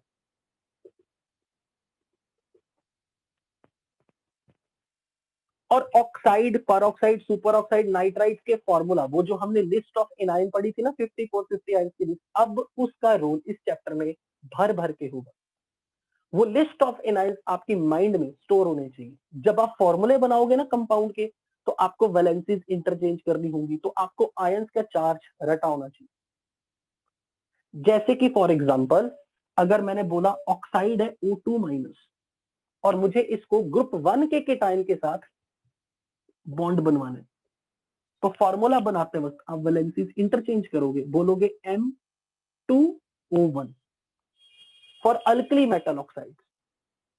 यही ऑक्साइड अगर मेटल अल्कलाइन अर्थ मेटल की है, अल्कलाइन अर्थ मेटल की वैलेंसी +2 के टाइम है, दे show positive to oxidation state, they will form M2O2 and you will simplify it to form MO।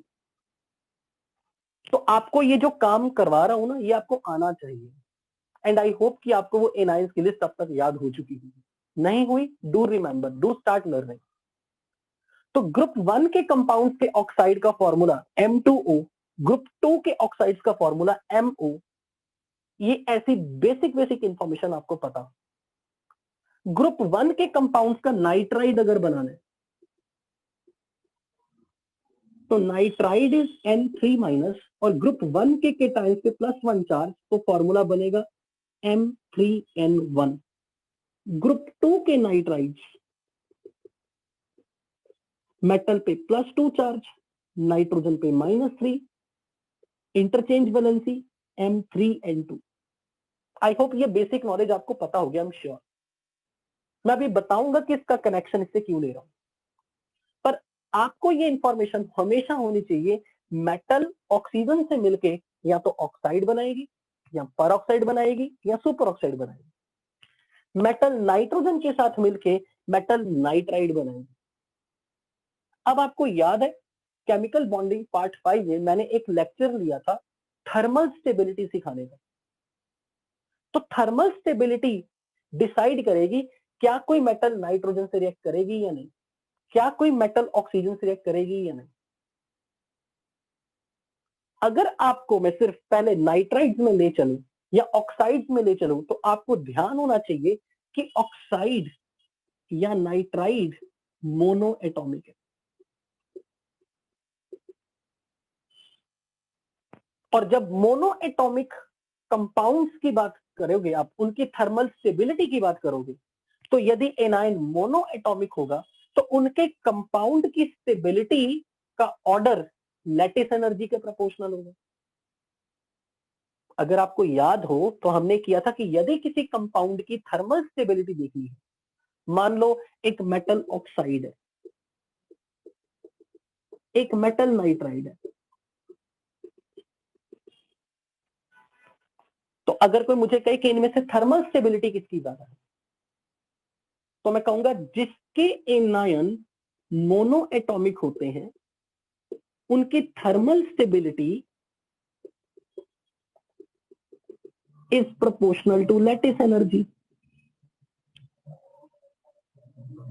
और आप ये जानते हैं कि अगर मुझे लैटिस एनर्जी का ऑर्डर देखना हो it is proportional to product of the charge inversely proportional to radius of cation and anions का सम। अब आप एक बात बताओ, ग्रुप 1 के केटायन पे +1 चार्ज है और ग्रुप 2 के केटायन पे +2 चार्ज है। यदि नाइट्राइड की स्टेबिलिटी की बात करूं, थर्मल स्टेबिलिटी की बात करूं, तो नाइट्राइड की लैटिस एनर्जी यहां पर Q1 Q2 का प्रोडक्ट 1 × 3 है, और अगर यही ग्रुप 2 के नाइट्राइड देखूं तो 2 × 3 6 होता है। तो नाइट्राइड आयन को अगर थर्मल स्टेबिलिटी, नाइट्राइड कंपाउंड की थर्मल स्टेबिलिटी अगर ज्यादा करनी है, तो लैटिस एनर्जी को बड़ा करने के लिए नाइट्राइड आयन कौन से केटायन के साथ बॉन्ड बनाना प्रेफर करेगा? वो केटायन जिसकी लैटिस एनर्जी ज्यादा हो, यानी कि जिस सॉलिड की लैटिस एनर्जी ज्यादा हो उसकी थर्मल स्टेबिलिटी ज्यादा होगी, और ऐसे रिएक्शन फॉरवर्ड में ज्यादा जाएगी। लाइक इन थर्मोडायनामिक्स, जिस कंपाउंड की थर्मल स्टेबिलिटी ज्यादा होगी वो रिएक्शन फॉरवर्ड में ज्यादा स्पॉन्टेनियस। अब नाइट्राइड के सामने अगर मैंने ऑप्शन दे दी 1 और 2 की, तो ये 1 और 2 में वो प्रेफर करेगा कि उसको +2 केटायन मिले, क्योंकि +2 केटायन की लैटिस एनर्जी इस सॉलिड में ज्यादा होगी, proportional to 2 × 3 6 charge Q1 Q2 का product, as compare to group 1 में 1 × 3। वैसे भी मैंने आपको बोल दिया था कि नाइट्रोजन लेस रिएक्टिव है, तो नाइट्रोजन हर मेटल के साथ रिएक्ट करने भी नहीं वाली। पर अगर नाइट्रोजन को किसी मेटल के साथ रिएक्ट करना है, उसे मालूम है कि नाइट्रोजन को नाइट्राइड बनना पड़ेगा, और नाइट्राइड की स्टेबिलिटी लैटिस एनर्जी के प्रोपोर्शनल है। इसीलिए सिर्फ अगर नाइट्रोजन से रिएक्शन की मैं बात करूं तो alkaline earth metal will react, alkali metal don't react with nitrogen, क्योंकि नाइट्रोजन अल्कली मेटल से रिएक्ट करना नहीं चाहती।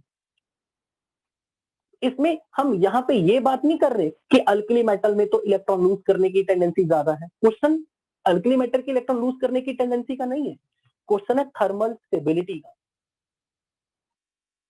नाइट्रोजन इज वेरी इनर्ट, वो इतनी इजीली अपना बॉन्ड नहीं ब्रेक करेगा। अगर उसको अपना बॉन्ड ब्रेक करना है और उसे नाइट्राइड बनाना है, तो फिर उससे मिलने वाला प्रोडक्ट उसको पहले के कंपैरिजन में, उसकी पुरानी फॉर्म के कंपैरिजन में नया कंपाउंड जो बने वो उससे मच मोर स्टेबल। इसलिए जो नाइट्राइड्स होते हैं उनकी थर्मल स्टेबिलिटी उनकी फॉर्मेशन को डिसाइड करेगी कि वो बनेगा या नहीं, यानी कि नाइट्राइड बनेगा या नहीं, यानी कि मेटल नाइट्रोजन से रिएक्ट करेगी या नहीं, ये इसके हाथ में, इसकी थर्मल स्टेबिलिटी के हाथ में। और नाइट्राइड्स की थर्मल स्टेबिलिटी ऑक्साइड्स के कंपैरिजन में, ऑक्साइड्स को तो मैं थोड़ी देर के लिए साइड पे रख दूं, नाइट्राइड्स की थर्मल स्टेबिलिटी तब ज्यादा होगी जब वो किसी ऐसे केटायन से बॉन्ड बनाए जिसपे पॉजिटिव चार्ज ज्यादा हो।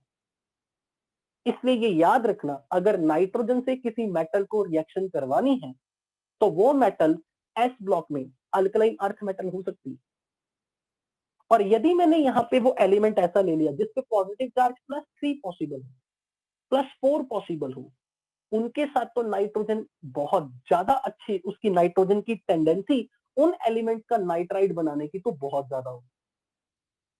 जैसे कि आपको मालूम है एल्यूमिनियम पे +3 चार्ज है, अगर यही मैंने एल्यूमिनियम +3 रख दिया हो ना नाइट्राइड में, यानी कि एल्यूमिनियम नाइट्रोजन से रिएक्ट कर जाएगा।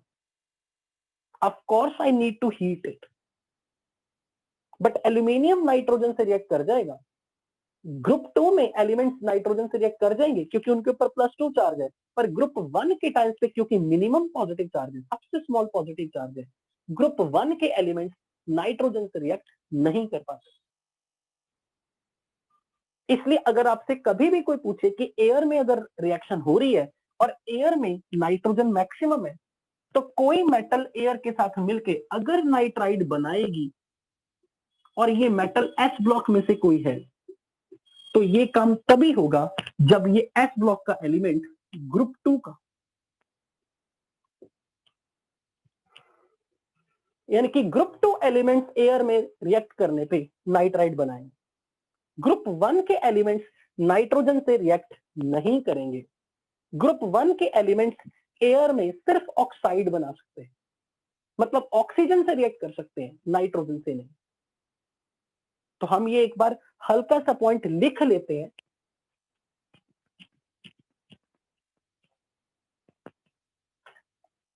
Nitrides are more thermally stable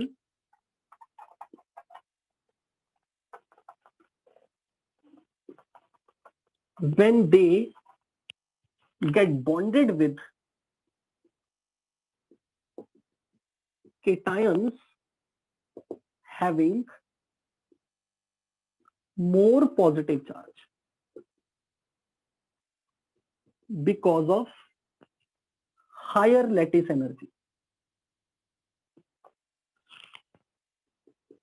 इसलिए अल्कलाइन अर्थ मेटल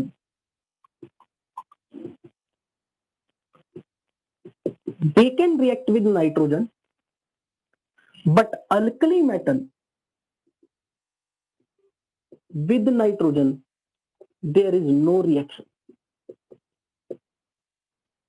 अब जब मैंने चूज कर लिया कि ये मेटल अल्कलाइन अर्थ मेटल है, beryllium, magnesium, calcium, strontium, barium, तो जब वो नाइट्रोजन से रिएक्ट करेंगे तो उनके मेटल नाइट्राइड का फॉर्मूला क्या होगा? अब ये फॉर्मूला बनाना आना चाहिए। मेटल के ऊपर +2 चार्ज, नाइट्रोजन पे -3 charge, cross the valency and make the formula. तो हम कैसे लिखेंगे कि beryllium with nitrogen from the air it forms Be3N2, M3N2। Magnesium nitrogen में एयर से रिएक्ट करेगा तो ये बनाएगा Mg3N2। लेकिन अगर लिखा आ गया potassium nitrogen with the air no reaction, जिस केटायन पे चार्ज 2 या 2 से ज्यादा हो तो लैटिस एनर्जी का ये जो प्रोडक्ट है Q1 Q2 का प्रोडक्ट ज्यादा होने से नाइट्राइड की स्टेबिलिटी बढ़ेगी। तो नाइट्राइड का फॉर्मेशन हर उस मेटल आयन के साथ हो सकता है जिस मेटल पे 2 या 2 से ज्यादा चार्ज, यानी कि एल्यूमिनियम नाइट्रोजन से रिएक्ट करे तो ये बनाएगा AnN। क्यों? एल्यूमिनियम पे +3 चार्ज, नाइट्रोजन पे -3, cross the valencies and cancel it. Group 1 के एलिमेंट्स नाइट्रोजन से रिएक्ट नहीं करेंगे, बट ग्रुप 1 में अगर कोई एलिमेंट एक ऐसा है जो नाइट्रोजन से रिएक्ट कर सकता है, वो धोखेबाज। कौन? मैंने अभी आपको बोला नाइट्राइड तभी बनेगा अगर उस नाइट्राइड को थर्मल स्टेबिलिटी ज्यादा मिले, और नाइट्राइड क्योंकि मोनो एटॉमिक है और उसकी थर्मल स्टेबिलिटी उसकी लैटिस एनर्जी पे डिपेंडेंट है, तो अगर ग्रुप 1 में से कोई अल्कली मेटल है तो लैटिस एनर्जी ज्यादा उसी की होगी जिसका रेडियस छोटा हो, और सबसे छोटा रेडियस किसका है? लिथियम का। इसलिए लिथियम अल्कली मेटल में ओनली ऐसा एलिमेंट है जो नाइट्रोजन के साथ एयर में रिएक्ट कर सकता है। अब देखो ग्रुप 1 के सबके टाइम्स पे +1 चार्ज है, +1 चार्ज नाइट्राइड को पसंद नहीं आया, उसको नहीं मजा आया क्योंकि लैटिस एनर्जी मिनिमम है। पर अमंग अगर ग्रुप 1 में कोई कंपैरिजन हो कि lithium, sodium, potassium, rubidium, caesium, lithium के टाइम का रेडियस सबसे छोटा होगा, लैटिस एनर्जी ज्यादा होगी। इसलिए नाइट्रोजन के साथ अगर कोई अल्कली मेटल रिएक्ट करेगा, वैसे तो कोई नहीं कर सकता, पर अगर कोई कर सकता है तो वो सिर्फ लिथियम है, क्योंकि लिथियम के नाइट्राइड की lattice energy among all the nitrides of the same family is maximum। so इसलिए ये काम लिथियम कर सकता है, the only alkali metal which react with nitrogen from air। पर प्रोडक्ट क्या बनेगा? लिथियम का नाइट्राइड। फॉर्मूला कैसे बनाओगे? लिथियम के टाइम पे चार्ज +1, नाइट्रोजन पे -3, क्रॉस द वैलेंसी Ni3n। भले मैं आपको रिएक्शन लिख के दे रहा हूं, आपको ये लिख लिख के प्रैक्टिस करनी है और आपको बैलेंसिंग भी करनी है। ये नहीं कि मैं बैलेंसिंग नहीं कर रहा हूं बाय डिफॉल्ट। बैलेंसिंग आप एज्यूम मैं कर रहा हूं कि आप अपने आप कर लोगे कि 3 beryllium, 2 nitrogen, 3 magnesium 2 nitrogen, aluminium nitrogen में ALN बनाना है, यहाँ हाफ लगा दिया, Li3N है तो यहाँ 3 आ जाएगा, यहाँ हाफ आ जाएगा। बैलेंसिंग आप खुद कर लेना। पर अभी तक के डिस्कशन में हमने ये सीखा कि यूजुअली नाइट्रोजन एयर में इनर्ट है, वो इजीली रिएक्ट नहीं करती, पर अगर वो किसी से रिएक्ट करेगी क्योंकि उसको नाइट्राइड आयन बनना है, तो नाइट्राइड तभी बनेगा जब मेटल नाइट्राइड की थर्मल स्टेबिलिटी बहुत ज्यादा, जो इस चीज पे डिपेंड करेगी कि उसके द्वारा बनाया गया सॉलिड की लैटिस एनर्जी कितनी ज्यादा है। और लैटिस एनर्जी ज्यादा होने के लिए प्रोडक्ट ऑफ चार्ज ज्यादा होना चाहिए। इसलिए अमंग अल्कली मेटल और अल्कलाइन अर्थ मेटल में, क्योंकि अल्कली मेटल के केटायन पे +2 चार्ज है, अल्कली मेटल के केटायन पे +1 चार्ज है, तो nitride will prefer to form the bond with dipositive cation. इसलिए अल्कलाइन अर्थ मेटल नाइट्रोजन से रिएक्ट एयर में कर सकती है, पर अल्कली मेटल नहीं करेगी। अगर कोई अल्कली मेटल नाइट्रोजन से रिएक्ट कर सकता है तो वो सिर्फ लिथियम, क्योंकि लिथियम का साइज छोटा है, उसके नाइट्राइड की लैटिस एनर्जी ज्यादा होगी, इसीलिए लिथियम नाइट्रोजन से रिएक्ट कर सकता है, और कोई नहीं। इसलिए यदि आपके सामने कोई ये कह देगा, और ये सब कुछ आपको मेरे हैंड रिटन नोट्स में लिखा मिलेगा,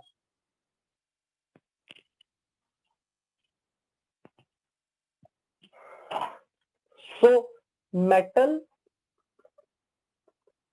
if it is reaction with air, air का मतलब नाइट्रोजन एंड ऑक्सीजन, प्रोडक्ट में अगर मेटल नाइट्राइड बनाना है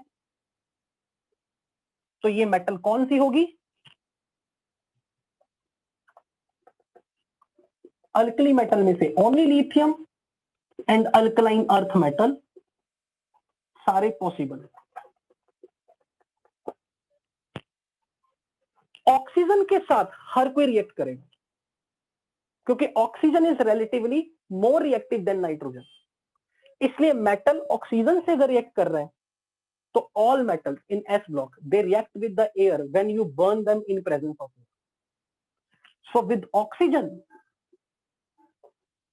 all metals do react when we heat them in air। पर यहां पर एक बहुत अच्छा सवाल आपसे पूछा जाता है, and that is worth to be asked in exam.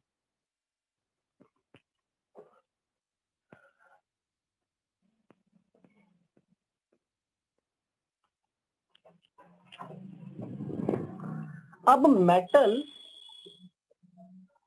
Oxygen से अगर रिएक्ट कर रहे हैं तो क्या क्या पॉसिबिलिटी है? मेटल का ऑक्साइड बन सकता है, मेटल का पर ऑक्साइड बन सकता है, मेटल का सुपर ऑक्साइड बन सकता है।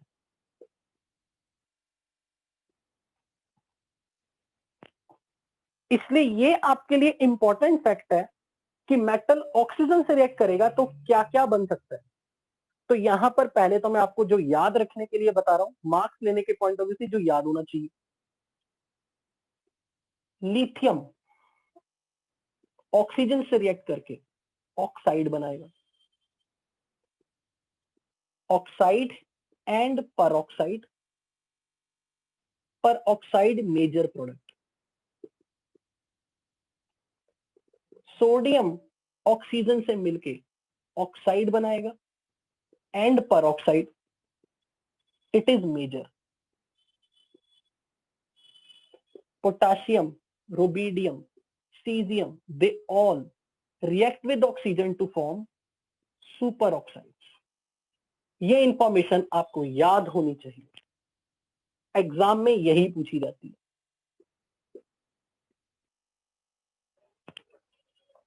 लिथियम ऑक्साइड भी बनाएगा, पर ऑक्साइड भी बना सकता है, पर ऑक्साइड ज्यादा क्वांटिटी में, ये मेजर प्रोडक्ट है। सोडियम ऑक्साइड भी बना सकता है, पर ऑक्साइड भी बनाएगा, पर ये मेजर प्रोडक्ट है। Potassium, rubidium, caesium super oxide बनाएंगे, तो ये आपको याद होना चाहिए।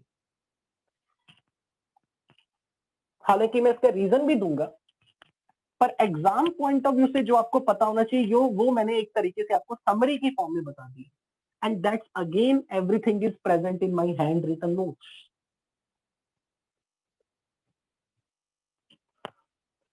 इनफैक्ट मैं ये बोलूंगा, आप जब ये वीडियो लेक्चर देख रहे हो तो आप अपने सामने उन हैंड नोट्स को सामने रख लो।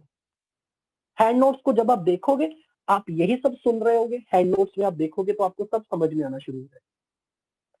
अच्छा, ग्रुप 2 के कंपाउंड्स यानी कि अल्कलाइन अर्थ मेटल,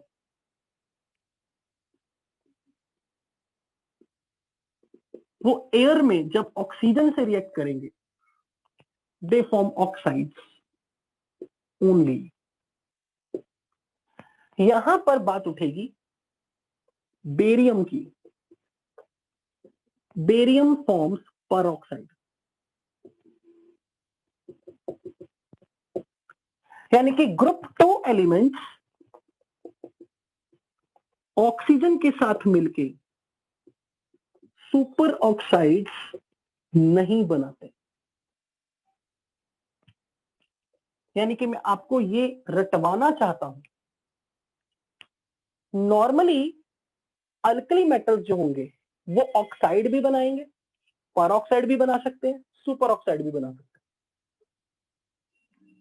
ग्रुप 2 के कंपाउंड्स वो या तो ऑक्साइड बनाएंगे, मोस्टली बेरियम सुपर ऑक्साइड बनाएगा, सुपर ऑक्साइड कोई नहीं बनाएगा। अगर मैं एस ब्लॉक से पी ब्लॉक में चला जाऊं तो ग्रुप नंबर 13, 14, 15 वो सब ऑक्साइड बनाते हैं, वो फिर परऑक्साइड बनाना भी बंद कर देते हैं। यानी कि अगर मैं ऑक्सीजन की नेचुरल टेंडेंसी पूछूं कि मेटल के साथ मिलके तुम क्या बनाना चाहती हो, तो वो ऑक्साइड, परऑक्साइड, सुपर ऑक्साइड ये सब बना सकती है ऑक्सीजन मेटल से रिएक्ट करने पे।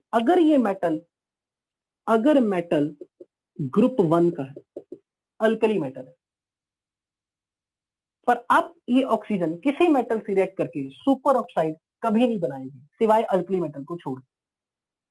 ग्रुप 2 में अगर आ गए तो अभी अपना सुपर ऑक्साइड फीचर हटा देना, ये ऑक्साइड बनाएगा, मोस्टली प्रेफर करेगा पर ऑक्साइड विद बेरियम।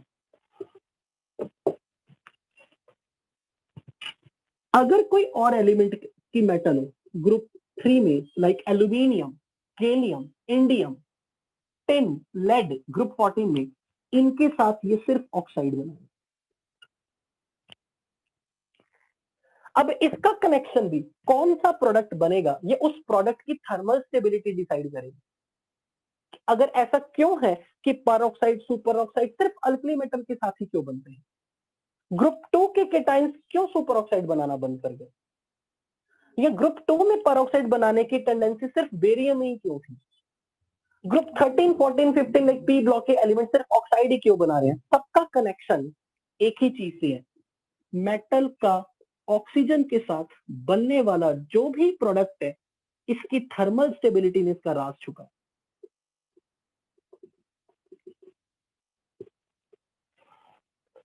जिस प्रोडक्ट की थर्मल स्टेबिलिटी ज्यादा होगी वही रिएक्शन फॉरवर्ड में ज्यादा स्पॉन्टेनियस है, उसी का डेल्टा जी ज्यादा नेगेटिव।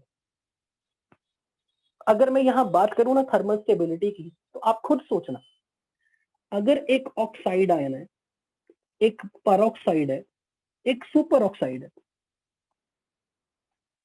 अगर मैं इसको ऑप्शन दूं किसी मेटल के टाइम के साथ बॉन्ड बनाने की, तो आपको याद होगा ये मोनो एटॉमिक है, ये पॉली एटॉमिक है, और मोनो एटॉमिक आयन की थर्मल स्टेबिलिटी लैटिस एनर्जी के डायरेक्टली प्रोपोर्शनल होगी, और पॉली एटॉमिक आयन की थर्मल स्टेबिलिटी लैटिस एनर्जी के इनवर्सली प्रोपोर्शनल है। किया था ना? अगर आपको नहीं याद तो केमिकल बॉन्डिंग पार्ट 5 वाला लेक्चर आपको याद आ जाना चाहिए। परऑक्साइड और सुपर ऑक्साइड उसी मेटल आयन के साथ बॉन्ड बनाना प्रेफर करेंगे जिनके साथ बनने वाले कंपाउंड की लैटिस एनर्जी कम हो, क्योंकि लैटिस एनर्जी घटने से इनके कंपाउंड की थर्मल स्टेबिलिटी बढ़ती है। मोनो एटॉमिक आयन उसी मेटल के टाइन को प्रेफर करेगा जिससे बनने वाले बॉन्ड के बाद जो सॉलिड बनेगा उस सॉलिड की लैटिस एनर्जी ज्यादा हो, यानी कि थर्मल स्टेबिलिटी हाई। सो मैं ये सिखाना चाहता हूं कि if an ion is monoatomic, it prefer the cation with high charge with low size, क्योंकि मोनो एटॉमिक एनायन के केस में lattice energy is proportional to stability of the compound and lattice energy Q1 Q2 का product inversely proportional to radius of the ion. तो बच्चों, अगर मैं इस anion की बात करूं ना, ऑक्सीजन 2 माइनस, उसको कोई कंपाउंड बनाना स्टेबल और वो भी लैटिस एनर्जी हाई, तो लैटिस एनर्जी हाई होने के लिए ये प्रोडक्ट ज्यादा होनी चाहिए। तो ये प्रेफर करेगा कि मैं उसी केटाइन के साथ बॉन्ड बनाऊं जिसपे चार्ज ज्यादा हो,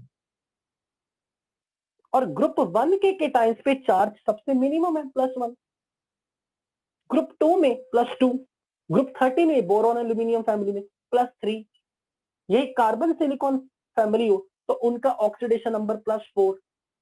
तो जैसे जैसे मेटल का ऑक्सीडेशन नंबर बढ़ता जाता है तो उसके ऑक्साइड के साथ लैटिस एनर्जी भी बढ़ती जाती है। लैटिस एनर्जी बढ़ने से उस ऑक्साइड की थर्मल स्टेबिलिटी बढ़ेगी।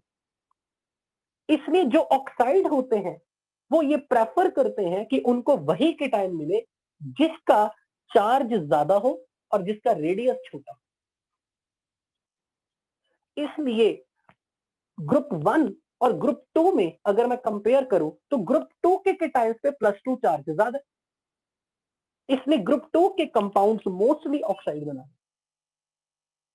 लेकिन ग्रुप 1 के केटाइंस पे चार्ज मिनिमम है +1, इसलिए ग्रुप 1 के कंपाउंड्स ऑक्साइड तो चलो बनाते हैं, उनकी नेचुरल टेंडेंसी ज्यादातर परऑक्साइड या सुपर ऑक्साइड बनाने की,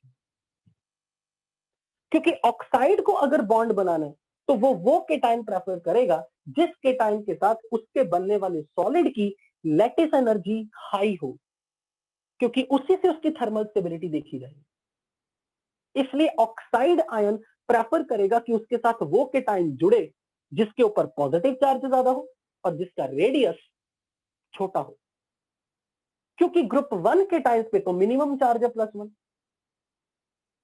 इसलिए ग्रुप 2 में क्योंकि +2 चार्ज आ गया, ग्रुप 2 के कंपाउंड्स की टेंडेंसी ऑक्साइड बनाने की ज्यादा है। अब अगर मैं यही बात करूं परऑक्साइड और सुपर ऑक्साइड, वो ठहरे poly atomic.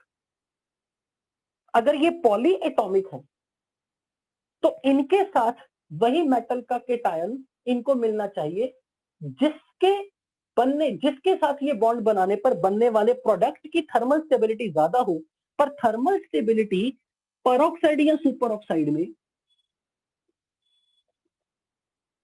thermal stability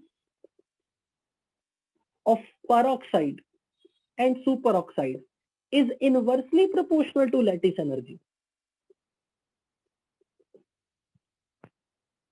and lattice energy dependent on the product of the charge and size of the ions.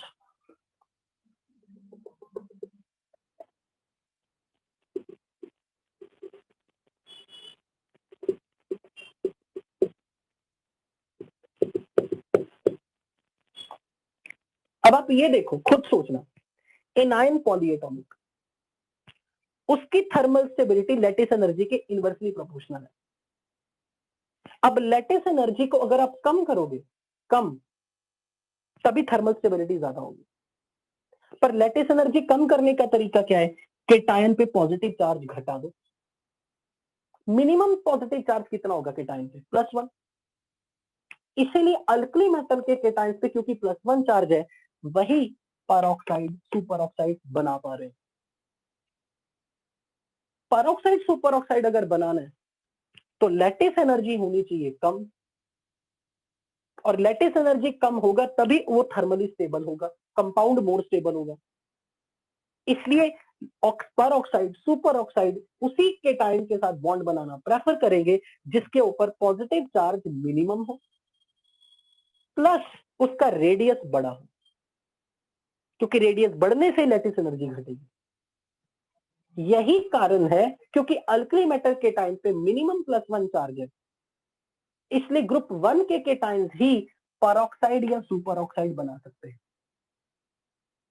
अब यहां पर भी एक पॉइंट नोट करने वाला है, सोडियम से पोटाशियम, पोटाशियम से रुबिडियम, रुबिडियम से caesium, lithium sodium potassium rubidium caesium, down the group cation का रेडियस बढ़ रहा था, केटायन का रेडियस बढ़ रहा था तो लैटिस एनर्जी घट रही थी, लैटिस एनर्जी घट रही थी तो थर्मल स्टेबिलिटी घट रही थी। इसीलिए सुपर ऑक्साइड भी बनाने के लिए केटायन के बड़े साइज के साथ ही मैचिंग होगी।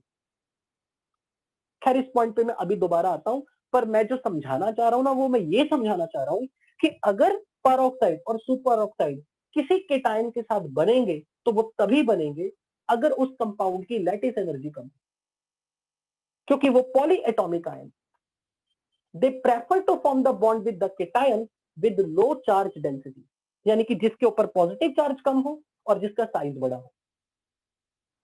इसीलिए अल्कली मेटल्स ही परऑक्साइड या सुपर ऑक्साइड बना सकते हैं। तो हम एक बार यहां पर ये लिख लेते हैं,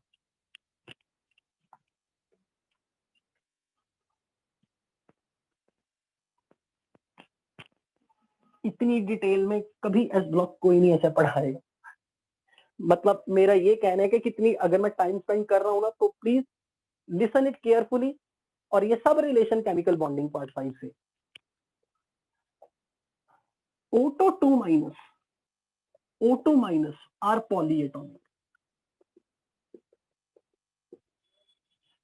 and for thermal stability of their compounds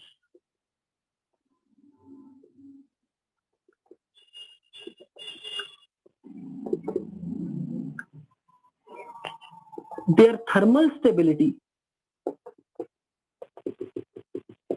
is inversely proportional to lattice energy, which is proportional to size of cation inversely proportional to product of the charge of ion.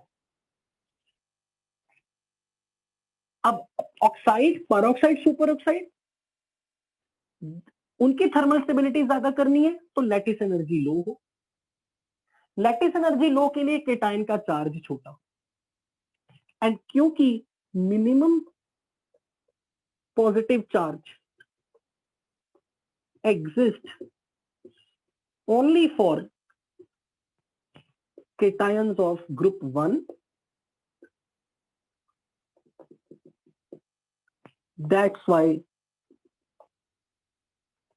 alkali metal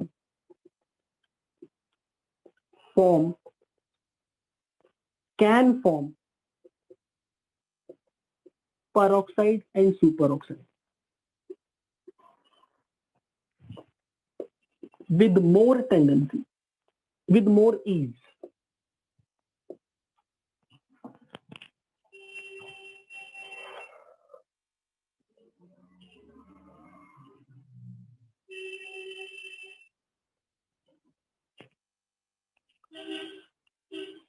अब यहां पर एक बात बताना, मान लो मुझे एक metal के टाइम लेना है और उसके साथ परऑक्साइड और सुपर ऑक्साइड, इसको बॉन्ड बनाने के लिए दो चॉइसेस है, one is peroxide, one is super oxide.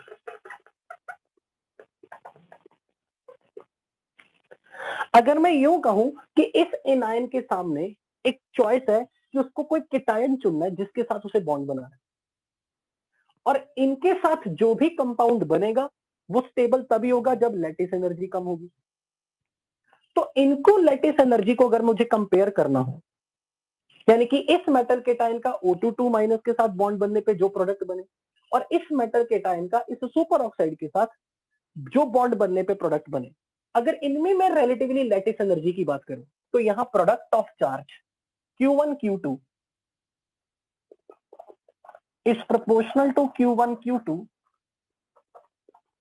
upon the size of the cation and anion. खैर charge is more important for us, it's on the higher priority side. यहाँ +1 into -1 ये product 1 बनेगी numerically. peroxide में 1 and 2 this product is more.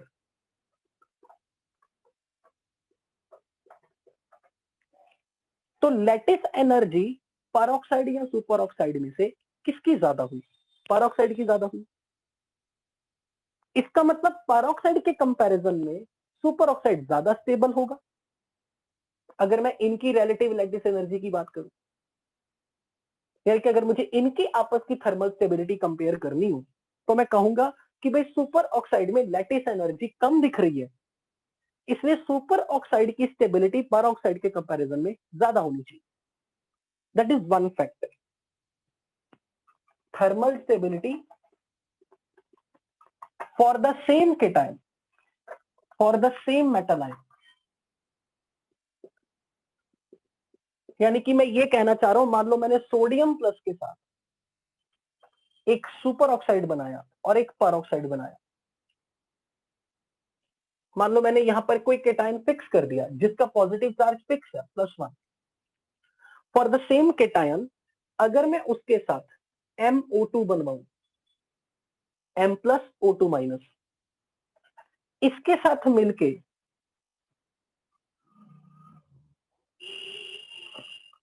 M2O2 बनवाऊं peroxide,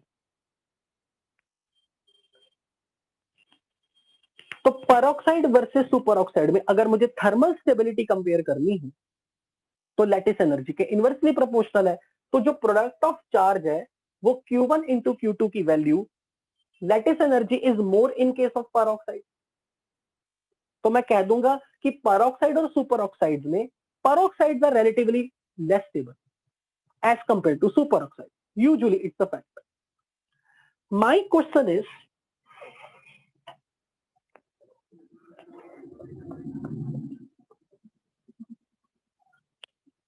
if I'm talking of कि ये super oxide है,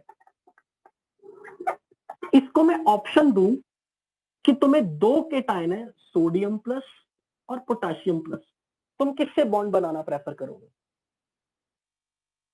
मैंने इसे चॉइस दे दी कि अब तुम्हारे सामने ये दो केटायन है, choose with which cation you will prefer to form a bond.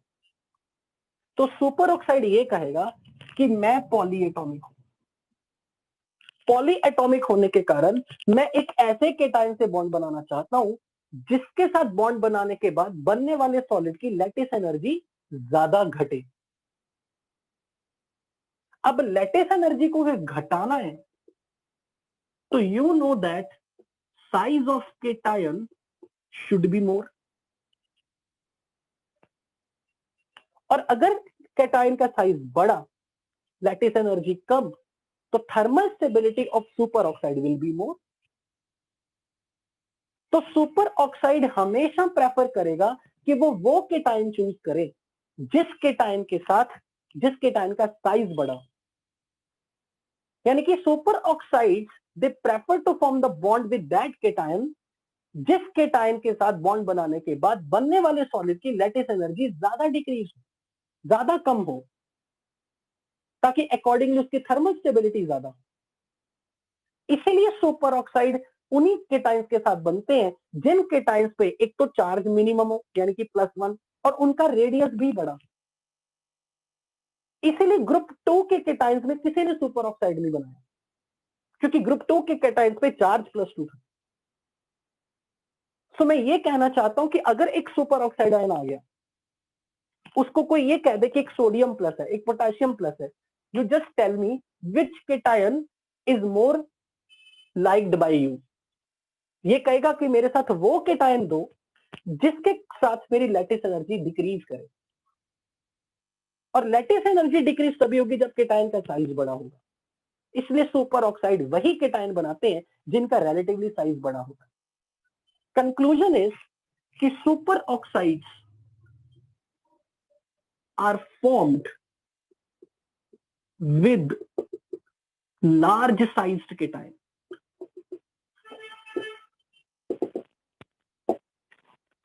because lattice energy of such superoxides will be less and they will be more thermally stable.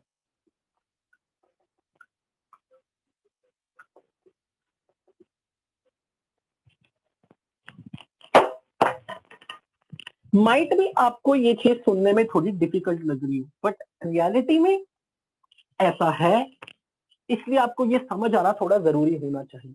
मैं इसको एक बार फिर से रिपीट कर देता हूं, मैंने अभी तक क्या कंक्लूजन दिया, मैंने यहां पर जो पॉइंट एक्सप्लेन किया था मैं यहां पे रिपीट कर रहा हूं। फॉर एग्जाम्पल, आपको कोई ये कह दे कि यू हैव 1 मेटल आयन 6, मैंने यहां मेटल आयन की चॉइसेस बना दी थी, एनायन सेम रखा था, मैंने कहा मेटल आयन 6 कर दो। अगर आपको कोई पूछे कि ये सुपर ऑक्साइड है और ये परऑक्साइड है, इसके साथ मिलके जो कंपाउंड बना वो बना मेटल का सुपर ऑक्साइड MO2, और परऑक्साइड के साथ बना M2O2, और हमें इनका आपस में थर्मल स्टेबिलिटी कंपेयर करना।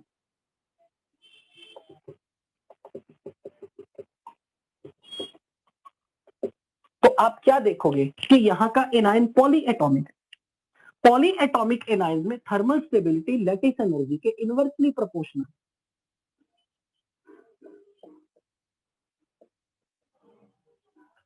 तो आप यहां पे प्रोडक्ट ऑफ चार्ज देखोगे 1 into 2, साइन नहीं देखना, सिर्फ numerical value 1 into 2 and 1 into 1। Lattice energy यहां ज्यादा हो रही परऑक्साइड में, क्योंकि उसमें प्रोडक्ट ऑफ चार्ज बड़ा दिखेगा, केटाइन का 1 चार्ज, एनाइन का 2 चार्ज।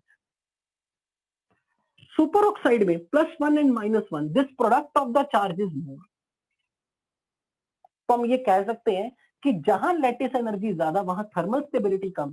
तो परऑक्साइड के केस में लैटिस एनर्जी ज्यादा होने के कारण इनकी स्टेबिलिटी सुपर ऑक्साइड के कंपैरिजन में कम होगी। So with higher lattice energy in peroxides, their thermal stability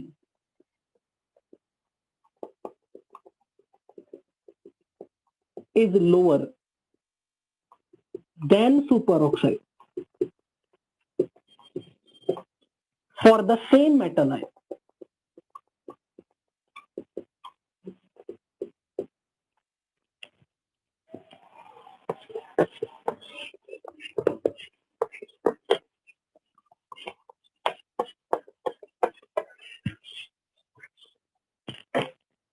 This is one point.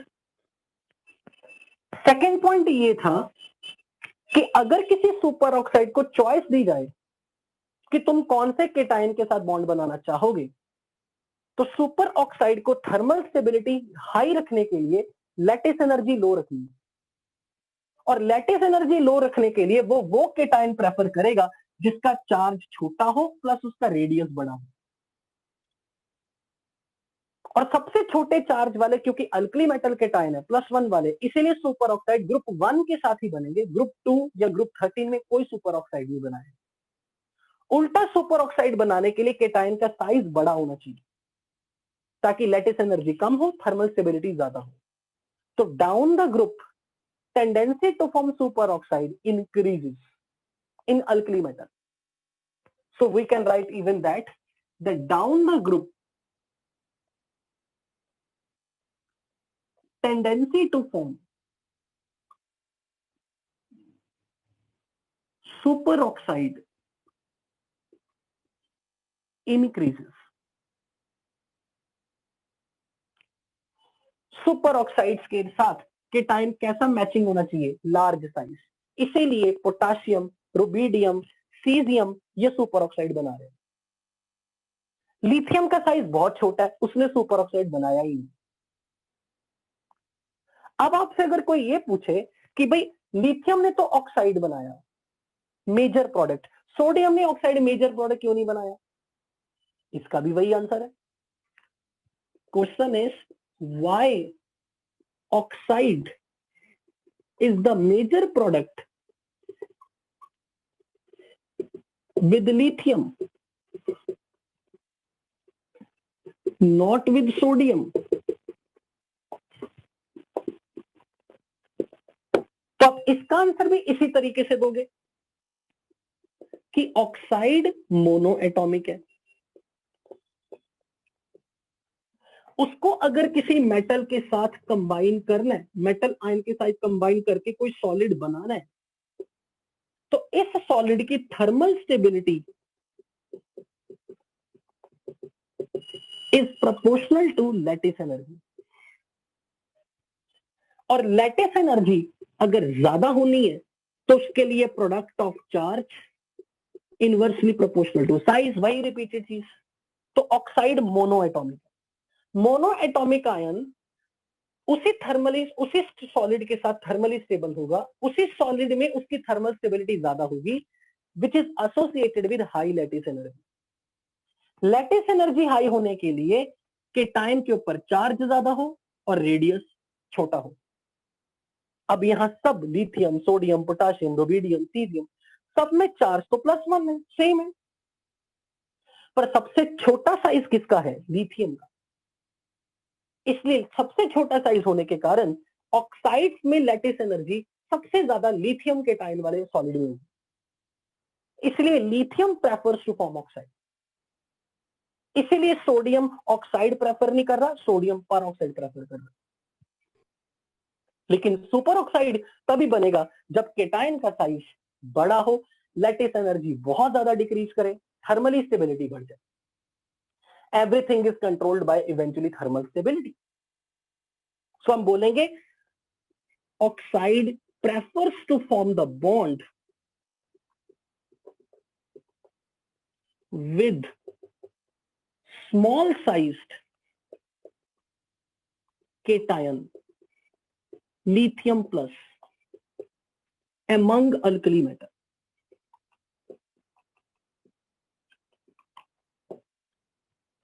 क्योंकि लैटिस एनर्जी ज्यादा होगी तो थर्मल स्टेबिलिटी ज्यादा होगी, पर लैटिस एनर्जी ज्यादा होने के लिए केटायन का रेडियस छोटा प्रेफर करेगा ऑक्साइड। तो ऑक्साइड मांगेगा कि उसके साथ वही केटायन बॉन्ड बनाए जिसकी लैटिस एनर्जी ज्यादा हो, जिसका साइज छोटा हो, जिसपे पॉजिटिव चार्ज ज्यादा हो। इसीलिए एक चीज नोट करने वाली है जो अभी थोड़ी देर पहले मैंने बताई थी, ग्रुप 1 में लिथियम ऑक्साइड बना रहे, सोडियम थोड़ा बहुत ऑक्साइड बना रहे, पर ग्रुप 2 के केटाइन, अल्कलाइन अर्थ मेटल के केटाइन की नेचुरल टेंडेंसी ज्यादातर ऑक्साइड बनाने की है, क्योंकि ग्रुप 2 के केटाइंस पे चार्ज +2, उनके लिए लेटिस एनर्जी बढ़ जाएगी उनके ऑक्साइड में। यानी कि मैं ये बताना चाहता हूं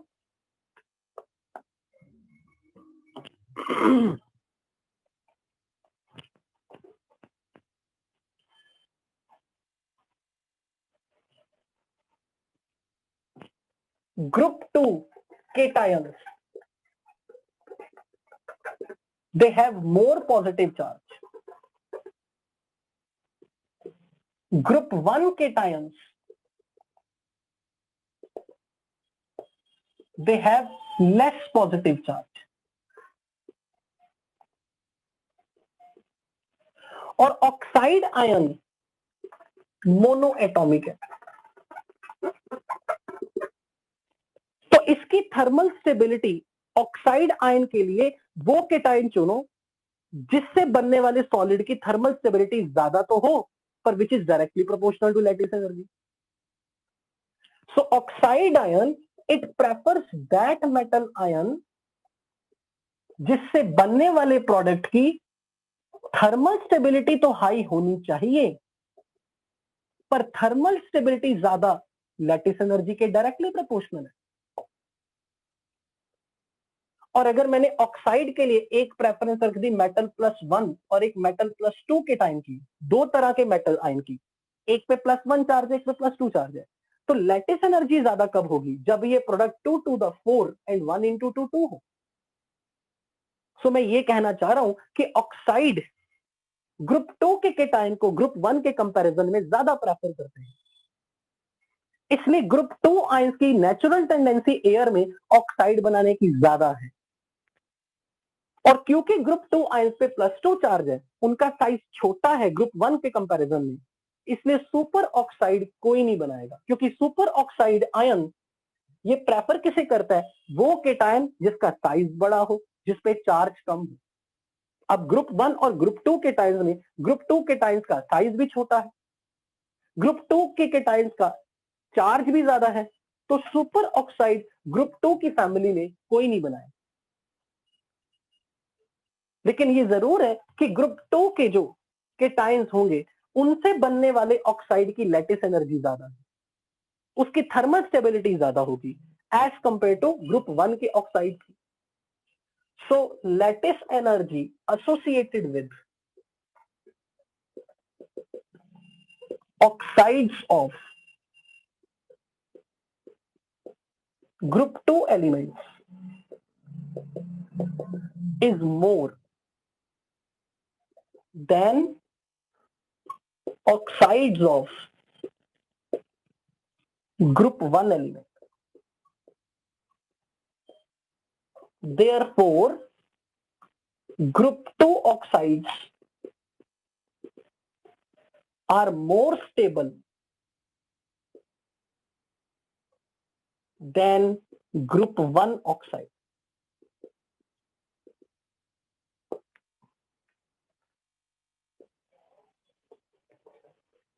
Of course, बच्चों को ये टॉपिक बोरिंग लगता है, मैं मानता हूं, but you don't have the choice, ultimately you have to study. तो अगर आपसे पूछे कि कोई मेटल है ग्रुप 2 की, उसको ऑक्सीजन से रिएक्ट करना है, तो क्या प्रेफर करेगा, वो बनाएगा metal oxide.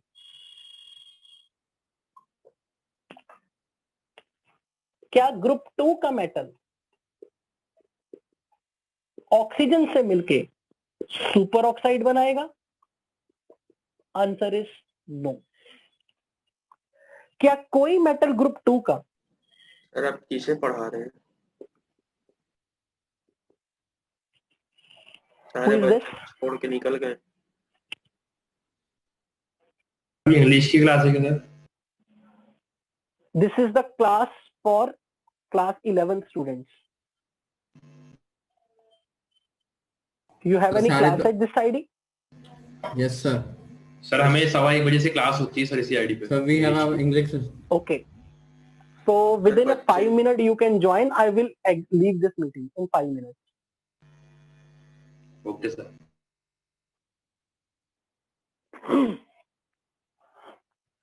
So group 2 metal ions